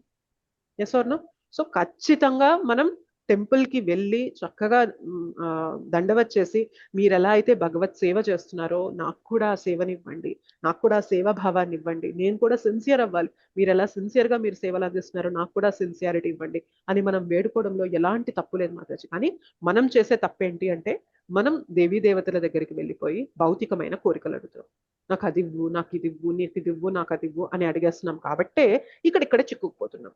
చక్కగా వారి దగ్గరికి వెళ్ళి వారి దగ్గర చేతులు జోడించి దండవత్ చేసి నాకు మీరు ఏ విధంగా సేవ చేస్తున్నారో ఆ సేవా భావాన్ని నాకు ఇవ్వండి, నాకు ప్రసాదించండి, నన్ను బ్లెస్ చేయండి, నాకు వైష్ణవుల సాంగత్యాన్ని ఇవ్వండి అని కోరుకుంటే ఎటువంటి అబ్జెక్షనే ఉండదన్నమాట. అది స్పిరిచువల్ గా కూడా మనకి ఎంతో మంచి బెనిఫిటే చేకూరుస్తుంది. ఓకేనా? థ్యాంక్ యూ మాతాజీ. హరే కృష్ణ మాతాజీ. థ్యాంక్ యూ ధన్యవాద మాతాజీ. ప్రణామ్. హరే కృష్ణ, ధన్యవాద ప్రణామ్. ఈసారి మీకు వీలైనప్పుడు అది ఒక్కసారి టాపిక్ చెప్పండి షూర్ మాతాజీ. మాతాజీ, షూర్ షూర్. అంటే కొంచెం షూర్ గా ఉంటే మైండ్ ఇంకా దాని గురించి వేరేగా ఆలోచించదు మాతాజీ. డెఫినెట్లీ డెఫినెట్లీ మాతాజీ, షూర్. నేను కొన్ని రిఫరెన్సెస్ కూడా తీసుకొని చెప్తే మీకు అవి ఇంకా కరెక్ట్ గా అర్థమవుతాయి కదా. శాస్త్రాల రిఫరెన్సెస్, భాగవతంలో రిఫరెన్సెస్ కానీ అట్లాంటివి తీసుకొని ఆ క్లాస్ చెప్తే మీకు బాగా అర్థమవుతుంది, డౌట్స్ అనేవి లేకుండా. అది మనం చూద్దాం మాతాజీ, డెఫినెట్లీ ట్రై చేద్దాం. అండ్ నామాపరాధాల గురించి కూడా లాస్ట్ టైం ఒక మాతాజీ మెసేజ్ చేశారు, కుదిరితే ఆ క్లాస్ చెప్పండి అని. మనం ఏం చేద్దామంటే 9th చాప్టర్ కంప్లీట్ చేద్దాము. 9th చాప్టర్ అయిపోయాక నామాపరాధాల గురించి కొంచెం డిస్కషన్ అనేది చేద్దాము. మాతాజీ అడిగిన టాపిక్ అనేది మనం కుదిరినప్పుడు ఒకసారి ప్లాన్ చేద్దాం. ఓకేనా మాతాజీ? మరి ప్రీవియస్ క్లాసెస్ లోవి అంటే ఫస్ట్ 1-2 చాప్టర్స్ లోవి అవి మేము ఎలా వినాలి అంటే ఎలా? లాస్ట్ టైం నేను మీకు యూట్యూబ్ ప్లేలిస్ట్ అనేది పంపించాను మాతాజీ, నేను మళ్ళీ షేర్ చేస్తాను లేండి రేపు. ఈ సార్ క్లాస్ మళ్ళీ రికార్డింగ్ పంపించండి. అంటే పంపించాను, దీనిలో రాలేదు మాతాజీ నాకు. నేను మళ్ళీ పంపిస్తాను రేపు. ఈ క్లాస్ రికార్డింగ్ పంపించి ఇప్పటిదాకా వీడియోస్ అన్ని కూడా ప్లేలిస్ట్ లో ఉంటాయి, అది పంపిస్తాను. పంపించడం ఏంటి మాతాజీ? ఆటోమేటిక్ గా ఉన్న దాంట్లో యాడ్ అయిపోతుంటది కదా. మాతాజీ వాళ్ళకి ఆ లింక్ లేదు ప్రభుజీ, అందుకని వాళ్ళకి పంపిస్తానంటున్నారు. గ్రూప్ లో ఆల్రెడీ ఉంటుంది కదా. ఎస్, మేబీ అది చాలా రోజులు అయింది, నేను ఈ మధ్య షేర్ చేయలేదు అది ప్లేలిస్ట్. అలా స్కిప్ అయ్యే అవకాశం కూడా ఉంటుందా మాతాజీ? ఒకసారి మీరు మధ్యలో గ్యాప్ వస్తే అది ప్లేలిస్ట్ ప్లేలిస్ట్ లో అన్ని నేను యాడ్ చేస్తూనే ఉంటాను, కానీ ప్లేలిస్ట్ లింక్ మీరు మిస్ అవ్వచ్చు అంటున్నా నేను, అంతే. అవును, అలా మన పాత దాంట్లోకి వెళ్తే ఎక్కడో దగ్గర లింక్ కనిపిస్తుంటదేమో కదా, అలా కనిపించదంటారా? మనం వీడియోలోకి వెళ్ళి ఆ వీడియో నుండి మనం బ్యాక్ ట్రేస్ చేసి ఇది ఏ ప్లేలిస్ట్ లో ఉంది అని చూసుకొని వెళ్ళొచ్చు, బట్ అది అందరికీ తెలియదు కాబట్టి నేను పంపిస్తాను. Thank you so much, Mataji Santrabji. Swancha kalpatarubhyascha kripa sindhubhyeva cha patitanam pavanebhyo vaishnavebhyo namo namaha. Ananta koti Vaishnav vrinda ki jai. Srila Prabhupada ki jai. Srila Gurudev ki jai. Nitai Gaur Premanande. Hari Hari Bol. Thank Hare you. Krishna Hare Krishna Krishna Mataji Mataji దండవత్ ధన్యవాదాలు ప్రణామం. Dandavad Pranam. Hare Krishna Krishna. Mataji దండవత్ ప్రణామం Mataji. Dandavad Pranam. Hare Krishna. Thank you, Andarki. జై మదాయి గురించి బాగా నచ్చింది మాతాజీ ఈ story. Hari Bol, Mataji. Very nice. చాలా గుర్తుండి చూసి మనం ఇన్స్పిరేషన్ ఇవన్నీ మనం తీసుకోవాలి మాతాజీ. చాలా మంచి బాగా examples చెప్తున్నారు తీసుకోవాలి. మాతాజీ మీరైతే. హరే కృష్ణ మాతాజీ, నిజంగా చాలా చాలా బాగా చెప్తున్నారు. అర్థమవుతున్నాయి, బాగా మైండ్ కి హత్తుకుంటున్నాయి మీరు చెప్పే మాట. జగాయి మాదాయిది స్టోరీ మనకు ఇన్స్పిరేషన్ మాతాజీ. Yes, Mataji. మనము కృష్ణను కూడా అలానే ఏకాదశికి అడగాలన్నమాట. హరే కృష్ణ కృష్ణ నాకు మాతాజీ. నువ్వేమో గౌరాంగ్ మహాప్రభు, చైతన్య మహాప్రభు దగ్గర, నిత్యానంద ప్రభు దగ్గర నిలబడి మీరు జగాయి మదాయికి మీరు కృపనిచ్చారు. మేబీ జగాయి మదాయి లాగానే నేను కూడా ఎన్నో పాపాలు చేసుండొచ్చు, మరి వాళ్ళంత స్కేల్లో చేసుండకపోవచ్చేమో తండ్రి. కానీ వారు కూడా మీ కృపకి పాత్రులయ్యారు కదా, నేను కూడా మీ కృపకు అలానే పాత్రురాలను అవ్వాలి, పాత్రుడిని అవ్వాలి అని మనం వారిని వేడుకోవాలన్నమాట. సో వారి పాస్ట్ టైం నే వారికి గుర్తు చేసి, వారి లీలనే వారికి గుర్తు చేసి, నా పైన కూడా మీరు ఆ కృపని చూపించండి. మేబీ నేను కూడా వారితో సమానంగానే ఉన్నాను. వారు చేసిన అన్ని పాపాలు అనేవి మేబీ ఇంచుమించు అదే స్థాయిలో ఉన్నానేమో, కానీ మీరు వారికి ఎలా అయితే కృపని చూపించారో దయచేసి నాకు కూడా అలానే కృపను చూపించి నన్ను ఉద్ధరించండి అని చెప్పి మనం అడిగామనుకోండి, భగవంతుడు కూడా మనతో ప్రతిస్పందిస్తూ ఉంటారన్నమాట. ఈ పాస్ట్ టైమ్స్, ఈ లీలలు అనేవి కూడా మనం తెలుసుకునేది ఎందుకు అంటే, ఎటువంటి స్థితిలో ఉన్నా కానీ మనము హోప్ అనేది వదులుకోకూడదు అనమాట. భక్తుడికి ఎప్పుడు కూడా హోప్ అగేన్స్ట్ హోప్ అన్నమాట.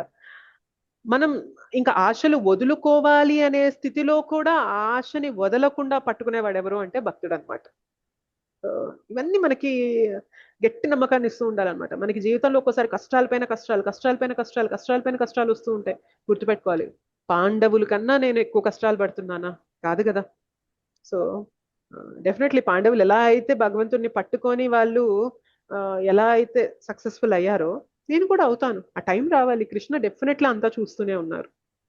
ఓకే, లేదు మనకు ఒక్కోసారి అనిపిస్తుంది నేను ఎన్నో తప్పులు చేసేసాను, ఎన్నో పాపాలు చేస్తాను. అలాంటి టైంలో మనకి ఈ జగాయి మదాయి స్టోరీ గుర్తు రావాలి. ఒక్కోసారి హరినామం నిజంగా వర్క్ అవుతుందా లేదా అని మనకు అనుమానం వస్తూ ఉంటుంది అనమాట. అజామిలా స్టోరీ గుర్తుకు రావాలి మనకి. ఒక్కసారి అది కూడా భగవంతుని కాదు, తన కొడుకుని, అది కూడా జీవితాంతం కాదు, చనిపోయే టైంలో, అది కూడా ప్రేమతో కాదు, భయంతో. అట్లా నారాయణ అంటేనే నారాయణ అని 4 అక్షరాలకి 4 విష్ణుదూతలు వచ్చేసి యమ పాశాలని పట్టేసి ఆపేసి ఇన్ని తీసుకెళ్ళడానికి లేదు అన్నారు అంటే, నేను చెప్పే హరినామం, కృష్ణనామం రోజు నిత్యంగా చెప్తున్నాను. భగవంతుని పైన ప్రేమతో చెప్పాలి అని ప్రయత్నం చేస్తున్నాను. ఎవరినో పిలవడానికి కాదు, భగవంతున్నే పిలవడానికి నేను చేస్తున్నాను అంటే ఖచ్చితంగా భగవంతుడు దీన్ని చూడరా అని మనం హోప్ తెచ్చుకోవాలన్నమాట, విశ్వాసం తెచ్చుకుంటూ ఉండాలి. రైట్. సో ఈ పాస్ట్ టైమ్స్ అన్ని మనం ఇలా కనెక్ట్ చేసుకుంటూ ఉండాలి డియర్ డివోటీస్. అప్పుడే ఎటువంటి స్థితిలో ఉన్నా కానీ, జీవితంలో ఎటువంటి పరిస్థితిలో ఉన్నా కానీ మనం వెంటనే భక్తియుతంగా మన చేతనని మరల్చుకుంటూ ఉంటాం అనమాట. లేదంటే జీవితంలో వచ్చే పరిస్థితులు ఒక్కోసారి మనల్ని చాలా పీడించేస్తాయి. అందుకే హరికథ వింటూ ఉండాలి, వింటూ ఉండాలి. మీరు చూడండి, మనం ఎక్కువ విషయాలు చర్చించము. పూతన స్టోరీ, లేకపోతే కృష్ణ యొక్క లీలలు, బాల్య లీలలు చర్చించుకుంటాం, పాండవుల గురించి చర్చించుకుంటాం, భాగవతంలో వచ్చిన భక్తుల గురించి చర్చించుకుంటాం. ఇవే చర్చ ఉంటది. కానీ అవి వినగా వినగా వినగా వినగా మనం జపంలో సిన్సియారిటీ పెరగగా పెరగగా ఏమైంది అంటే, ఒక్కొక్క పాస్ట్ టైం కొత్త కొత్త రియలైజేషన్ ని మనకి ఇస్తూ ఉంటుంది అనమాట. కొత్త కొత్త లెసన్స్ మనకి ఇస్తూ ఉంటుంది అనమాట. అదే పాస్ట్ టైం. ఒకప్పుడు కృష్ణ కథ మనకు ఎలా ఉంటది అంటే, జస్ట్ కార్టూన్ చూడడానికి బాగుంది అని అనిపిస్తుంది. అదే కొన్నేళ్ల తర్వాత సేమ్ కృష్ణ కథ ఇలా మనం జపం చేస్తూ భక్తుల సాంగత్యంలోకి వచ్చి కథ వింటున్నప్పుడు, కృష్ణ కథ చూసినప్పుడు మనకి ఏమనిపిస్తుంది అంటే, అరే భగవంతుడు ఎంత గొప్ప అంటే తన భక్తుల్ని కాపాడుకోవడానికి ఎంత దూరమైనా వస్తారా అని మనకు అనిపిస్తుంది. ఇంకా కొన్నేళ్ల తర్వాత కృష్ణ కథ వింటున్నప్పుడు మనకి ఏమనిపిస్తుంది అంటే, నేను ఎంత అధమ స్థితిలో ఉన్నానే, నా నోటి వెంట కూడా నామం తెప్పిస్తున్నాడే భగవంతుడు, నాకింతటి సౌభాగ్యాన్ని ఇస్తున్నారే భగవంతుడు. ఒకప్పుడు మనకి ఎలా ఉంటామంటే, భగవంతుడు నాకు ఏమిచ్చాడు అని అంటాం. అదే మనం భక్తిలో పరివర్తన అంటే, భక్తిలో మనం సిన్సియారిటీ చూపిస్తూ ముందుకెళ్లే కొద్ది ఏమైతుంది అంటే, భగవంతుడా నువ్వు నాకు ఎంత ఇచ్చావు, నేను నీకేమి ఇవ్వాలి అని అంటాం అనమాట. సో ట్రాన్స్ఫర్మేషన్ అంటే అదే డియర్ డివోటీస్. భౌతికంగా మారడం కాదు, మార్పు అనేది ఇక్కడ రావాలి మనకి. రైట్. అది తీసుకొస్తుంది. ఎవరైతే సిన్సియర్గా ఉంటారో వారి యొక్క ప్రార్థన, వారి యొక్క ఏమంటారు పలుకులు భగవంతుడు ఖచ్చితంగా వింటూనే ఉంటారు. రైట్, అదొక్కటి మనం గుర్తుపెట్టుకోవాలి. అంటే ఏకాదశికి 32 మాలలు చేసాం మాతాజీ. హరి బోల్ మాతాజీ, very nice, very nice, good, nice మాతాజీ. ఏకాదశి అప్పుడు మాత్రం మనం కొంచెం సాధన పెంచాలి అంటారు. రైట్, మనం మిగిలిన బాధ్యతలు అనేవి కొంచెం అంటే కంప్లీట్ గా వదిలేయండి అని కాదు, బట్ ఇంకొంచెం మనం ఏదైతే రొటీన్ గా చేస్తున్నామో దానికన్నా కూడా ఇంకొంచెం ఎక్కువ సమయం ఇచ్చి భగవంతునితో కనెక్ట్ అయ్యేలాగా మనం ప్రయత్నం చేయాలి అంటారు అనమాట. అండ్ అలా ఎవరైతే ఇప్పుడు 4 రౌండ్స్ చేస్తున్నారు అనుకోండి, ఏకాదశి రోజు 6 రౌండ్స్ చేయడానికి ప్రయత్నం చేయండి. అలా రైట్, అట్లనే కంటిన్యూ చేయాలి కదా మాతాజీ? అట్లేం లేదు మాతాజీ, అలా ఏం లేదు. ఏకాదశి రోజు ఎక్స్ట్రా చేశాను అంతే. నేను మళ్ళీ పక్క ద్వాదశి నుండి నేను మళ్ళీ 4 చేసుకుంటూ ఉంటాను. ఏకాదశి నుంచి ఏకాదశి రోజు 6 చేసిన మాతాజీ, డైలీ మళ్ళీ అంతే కంటిన్యూ చెయ్యాలి కదా అని అక్కడతో ఆపేసి మళ్ళీ 6 చేస్తున్నా. మీరు చెయ్యగలిగితే ఇంకా ఎక్కువ చేయండి, నో ప్రాబ్లం. కానీ అదేం నియమం లేదు. ఏకాదశి రోజు నేను ఏదైతే చేశానో తర్వాత నేను అవే మాలలు చెయ్యాలి అని అట్లా ఏం నియమాలు లేవన్నమాట. ఏకాదశి రోజు సాధన పెంచుతాం, మనం భగవంతునితో కనెక్ట్ అయ్యే మార్గాన్ని ఇంకొంచెం ఎక్కువ చేస్తాం అంతే. అంటే పక్క రోజు మీరు అలానే చేయగలిగితే మరీ మంచి విషయం కదా, సంతోషకరమైన విషయం. కానీ అందరూ అలా చేయలేరు. ఇప్పుడు మాతాజీ 32 రౌండ్స్ చేశాను అన్నారు ఏకాదశి రోజు, తర్వాత కూడా అన్ని డేస్ 32నే చెయ్యాలి అంటే పాసిబుల్ కదా, అది కుదరకపోవచ్చు. మాతాజీ తెలియక నేను ఆ రోజు పెంచిన, డైలీ అదే మీరు తగ్గించొద్దు అన్నారు కదా, మళ్ళీ అది ఒక మాట సరిగా వినలేదు నేను. అయితే ఇట్లా అర్థం చేసుకున్నా అన్నమాట. నెక్స్ట్ డే నుంచి అదే మంచిగా జరిగింది కదా, మీరు కంటిన్యూ అయిపోతున్నారు ఇప్పుడు. 6 చేస్తున్నా మాతాజీ, మంచిదే కదా. మస్తు ఇబ్బంది 16 వచ్చే వరకు మాత్రం పెంచుతూనే ఉండాలి డియర్ డివోటీస్. 16 మాలలు వచ్చే వరకు పెంచాలి. 16 తర్వాత నాకు కుదరడం లేదంటారా, 16 క్వాలిటీ పెంచండి. అర్థమవుతుందా? 16 అయ్యేదాకా మాత్రం, 16 మాలలకి మనం రీచ్ అయ్యేదాకా నెలకొకసారి పెంచుకుంటారా, ఏకాదశికి 1 రౌండ్ పెంచుకుంటూ వెళ్తారా, అది మీ చాయిస్. బట్ 16 రీచ్ అవ్వాలి మనం. ఓకే, ఆ తర్వాత నేను ఏకాదశి రోజు 32 చేస్తాను, లేదు పక్క రోజు నాకు 16 కుదిరే 16 చేస్తాను, ఆ తర్వాత పౌర్ణమి రోజు నాకు 18 కుదిరే 18 చేస్తాను, దట్ ఈస్ ఫైన్. బట్ మనం 16 స్టాండర్డ్ పెట్టుకున్నాం కాబట్టి 16 మీట్ అవ్వాలి. ఎక్స్ట్రా మాతాజీ తక్కువ అయితే ఒకవేళ నెక్స్ట్ డే అట్లా చేసుకోవచ్చు. తక్కువ అయితే నెక్స్ట్ డే చేసుకోవచ్చు మాతాజీ. యూజువల్ గా ఒక స్టాండర్డ్ పెట్టుకున్నప్పుడు మాత్రం మాక్సిమం ప్రయత్నం, మీరు ఎంత ప్రయత్నించినా మీకు అవ్వలేదు అంటే గనక ఆ రౌండ్స్ ఎన్ని పెండింగ్ పడ్డాయో నోట్ చేసుకొని నెక్స్ట్ డేస్ లో వాటిని యాడ్ చేసేసుకొని 1 రౌండ్ చేసేసుకొని కవర్ చేయాలి వాటిని. ధన్యవాదాలు, థ్యాంక్ యూ. ఒకటేసారి 2 పెంచుకోవచ్చా మాతాజీ? 2 రౌండ్స్ పెంచుకోవచ్చు. అదే ఏకాదశి రోజు కొంచెం కాన్సన్ట్రేషన్ బానే ఉంటుంది మాతాజీ, అందుకోసమని. అంటే మీరు తర్వాత కంటిన్యూ చేయగలను అంటే గనక పెంచుకోండి 2 రౌండ్స్. లేదు నాకు 2 రౌండ్స్ ఏకాదశి రోజే అవుతున్నాయి, మిగిలిన రోజులో నేను అలా చేయలేను అంటే 1 రౌండే పెంచుకోండి. ఓకేనా? ఓకే మాతాజీ. ఇప్పుడు 3 టైమ్స్ 2 చేస్తున్నా మాతాజీ, అట్లా 6 వస్తున్నాయి నాకు. ఇంకొకటి ఏంటంటే, అది ఏకాదశి రోజు ఈసారే వ్రతం పాటించిన మాతాజీ. అయితే నాకు అసలు 6 కూడా సరిగా మెలక రాదు. ఆ రోజు నేను మంచిగా గట్టిగా దేవుడికి మొక్కుకున్నా. 4:30కి మెలకొస్తుంది మాతాజీ, అసలు నిద్రే ఉండట్లేదు. తొందరగా స్నానం చేసుకొని ఇంకా చేస్తున్న జపం ఒక 3 అవుతున్నాయి మార్నింగ్. అట్లా ఈజీగా అనిపిస్తుంది, నాకు కూడా మంచిగా అనిపిస్తుంది మాతాజీ. అంతా మీ వల్లనే మాతాజీ, మీరు చెప్పినవి పాటించడం వల్ల సక్సెస్ అవుతున్నా నేనైతే.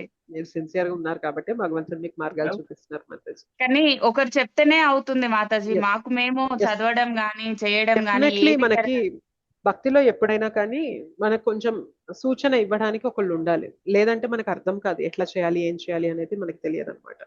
దగ్గర 1 ఇయర్ అవుతుంది మాతాజీ నేను ఇప్పుడు ఇస్కాన్ దీంట్లోకి వచ్చి. మీరు చెప్పేవాళ్ళు ఎప్పుడు చెప్పేవాళ్ళు, కానీ ఒక్కసారి మీరు వాయిస్ మెసేజ్ పెట్టారు అందరికి మీ క్లాస్ అయిపోయిన తర్వాత. ఇక అప్పుడు వెంటనే మీరు పెట్టిన మెసేజ్ వాయిస్ మెసేజ్ విన్న తర్వాత స్టార్ట్ చేసిన మాతాజీ. ఇంకా వెరీ నైస్, ధన్యవాదాలు మాతాజీ. ధన్యవాదాలు మాతాజీ. హరే కృష్ణ. హరే కృష్ణ మాతాజీ. రేపు గురు పౌర్ణమి కదా మాతాజీ, గురువులకు ఏం చేయాలి అనేది కాస్త చెప్పండి మాతాజీ. గురువు ఎప్పుడు కూడా దేనికి ప్రసన్నుడు అవుతారు అంటే ఆయన ఏవైతే మనకు ఆజ్ఞలు ఇచ్చారో అవి మనం ఫాలో అయ్యామనుకోండి, we are making our guru happy, మనం ప్లీజ్ చేస్తున్నట్టు అనమాట. ఓకే, సో జనరల్ గా ఇప్పుడు మదర్స్ డే వచ్చిందని చాలా మంది అమ్మతో దిగిన ఫోటోలు, లేకపోతే హ్యాపీ మదర్స్ డే అని స్టేటస్లు, సెల్ఫీలు అట్లా ఇట్లా పెడుతూ ఉంటారు. ఇవన్నీ మేబీ అమ్మనంత ప్లీజ్ చేయవేమో కానీ, అమ్మ ఏదైతే చెప్పిందో, ఏ విధంగా నన్ను నేను ఉండాలి అని కోరుకుంటుందో ఆ విధంగా నేను ప్రయత్నం సిన్సియర్ గా చేశాను అంటే అమ్మ సంతోషపడుతుందా లేదా చెప్పండి? ఎగ్జాక్ట్లీ మాతాజీ. సిమిలర్లీ గురువు కూడా అంతే. గురువు ఏదైతే మనకి ఎలా ఉండమని చెప్పారో అలా ఉండడానికి మనం సిన్సియర్ గా ప్రయత్నం చేస్తున్నామంటే వీఆర్ ఆల్రెడీ ప్లీజింగ్ గురువు. గురువు మనం ఏదైతే చేస్తున్నామో దాంతో ప్లీజ్ అవుతూ ఉంటారు మాతాజీ. గురువుకి కావాల్సిందే అది మాతాజీ, ఇంకేవేవో కావాలి అనేమి ఉండదు మాతాజీ గురువుకి. ఆయన హీఈస్ బియాండ్ ఆల్ దిస్, భౌతికమైన వాటన్నిటికీ బియాండ్ వెళ్ళిపోతారు మాతాజీ. ఆయన ఏవైతే ఆజ్ఞలు మనకి చెప్తున్నారో వాటిని మనం మనసా వాచా కర్మణ సిన్సియర్ గా ప్రయత్నం చేస్తున్నామంటే మాత్రం గురువు విల్ బి హ్యాపీ, గురువు విల్ బి ప్లీజ్డ్. ఓకేనా? ఓకే మాతాజీ, థ్యాంక్ యూ మాతాజీ. Hare Krishna. Hare Krishna. Thank you so much మాతాజీ అండ్ ప్రభుజీస్. ధన్యవాద ప్రణామ్ మాతాజీ. ఐఎన్యు పెట్టారు. ఐఎన్యు ఏంటి దాని ఫుల్ ఫార్మ్? ఐఎన్యు అంటే ఇస్కాన్ నందనవనం ఉప్పుగూడ ప్రభుజీ. మనకి ఏదైతే టెంపుల్ ఉందో ఆ పేరు అది, ఇస్కాన్ నందనవనం ఉప్పుగూడ. అంతకుముందు మన గ్రూప్ పేరు ఏముండేది మాతాజీ? ఇప్పుడు ఇది కన్వర్ట్ చేయకముందు మరి అది SGR 6 అనే ఉంది ప్రభు. అంటే SGR 6 బ్యాచ్ వాళ్ళకి కంటిన్యూ చేస్తున్నాం కాబట్టి అలా పెట్టాం. బట్ ఇప్పుడు ఏంటంటే అన్నిటిని కూడా దాంట్లో కలిపేసాం కాబట్టి ఐఎన్యు అని పెట్టేసాం. ఇస్కాన్ నందనవనం ఉప్పుగూడ. ఉప్పుగూడ అనేది ప్లేస్, ఆ సెంటర్ ని నందనవనం అంటాం అన్నమాట. ఇస్కాన్ నందనవనం అంటాం. మన గీతామృతం ఐఎన్యు గ్రూప్స్ అన్ని కూడా ఐఎన్యు నేమ్స్ తో ఉంటాయి. కొన్ని ఐఎన్యు అంటే ISKCON Nandanavanam Uppuguda. Okay, thank you so much మాతాజీస్ అండ్ ప్రభుజీస్. హరే కృష్ణ. మనం గురువారం 9వ అధ్యాయం అనేది ప్రారంభం చేద్దాం. Thank you. హరే కృష్ణ మాతాజీ. దండవత్ ప్రణామం. హరే కృష్ణ క్లాస్. హరే కృష్ణ మాతాజీ. వీక్లీ 2 టైమ్స్ ఉంది కదా మాతాజీ, మంగళవారం గురువారం. మంగళవారం గురువారం. ఓకే, రేపు మార్నింగ్ మనకి జపా సెషన్ ఉంటుంది. ప్రయత్నం చేద్దాము. రేపు గురువు గురించి కొన్ని విషయాలు, మనం గురువుని ఎలా చూడాలి, గురువు యొక్క ప్రాముఖ్యత ఏంటి మన జీవితంలో అనే విషయాలు అనేవి చర్చించుకోవడానికి మనం రేపు మార్నింగ్ జపా సెషన్ లో ప్రయత్నం చేద్దాం. ఓకేనా? హరే కృష్ణ. Thank you. హరే కృష్ణ అందరికి. థ్యాంక్ యూ ధన్యవాద ప్రణామ్.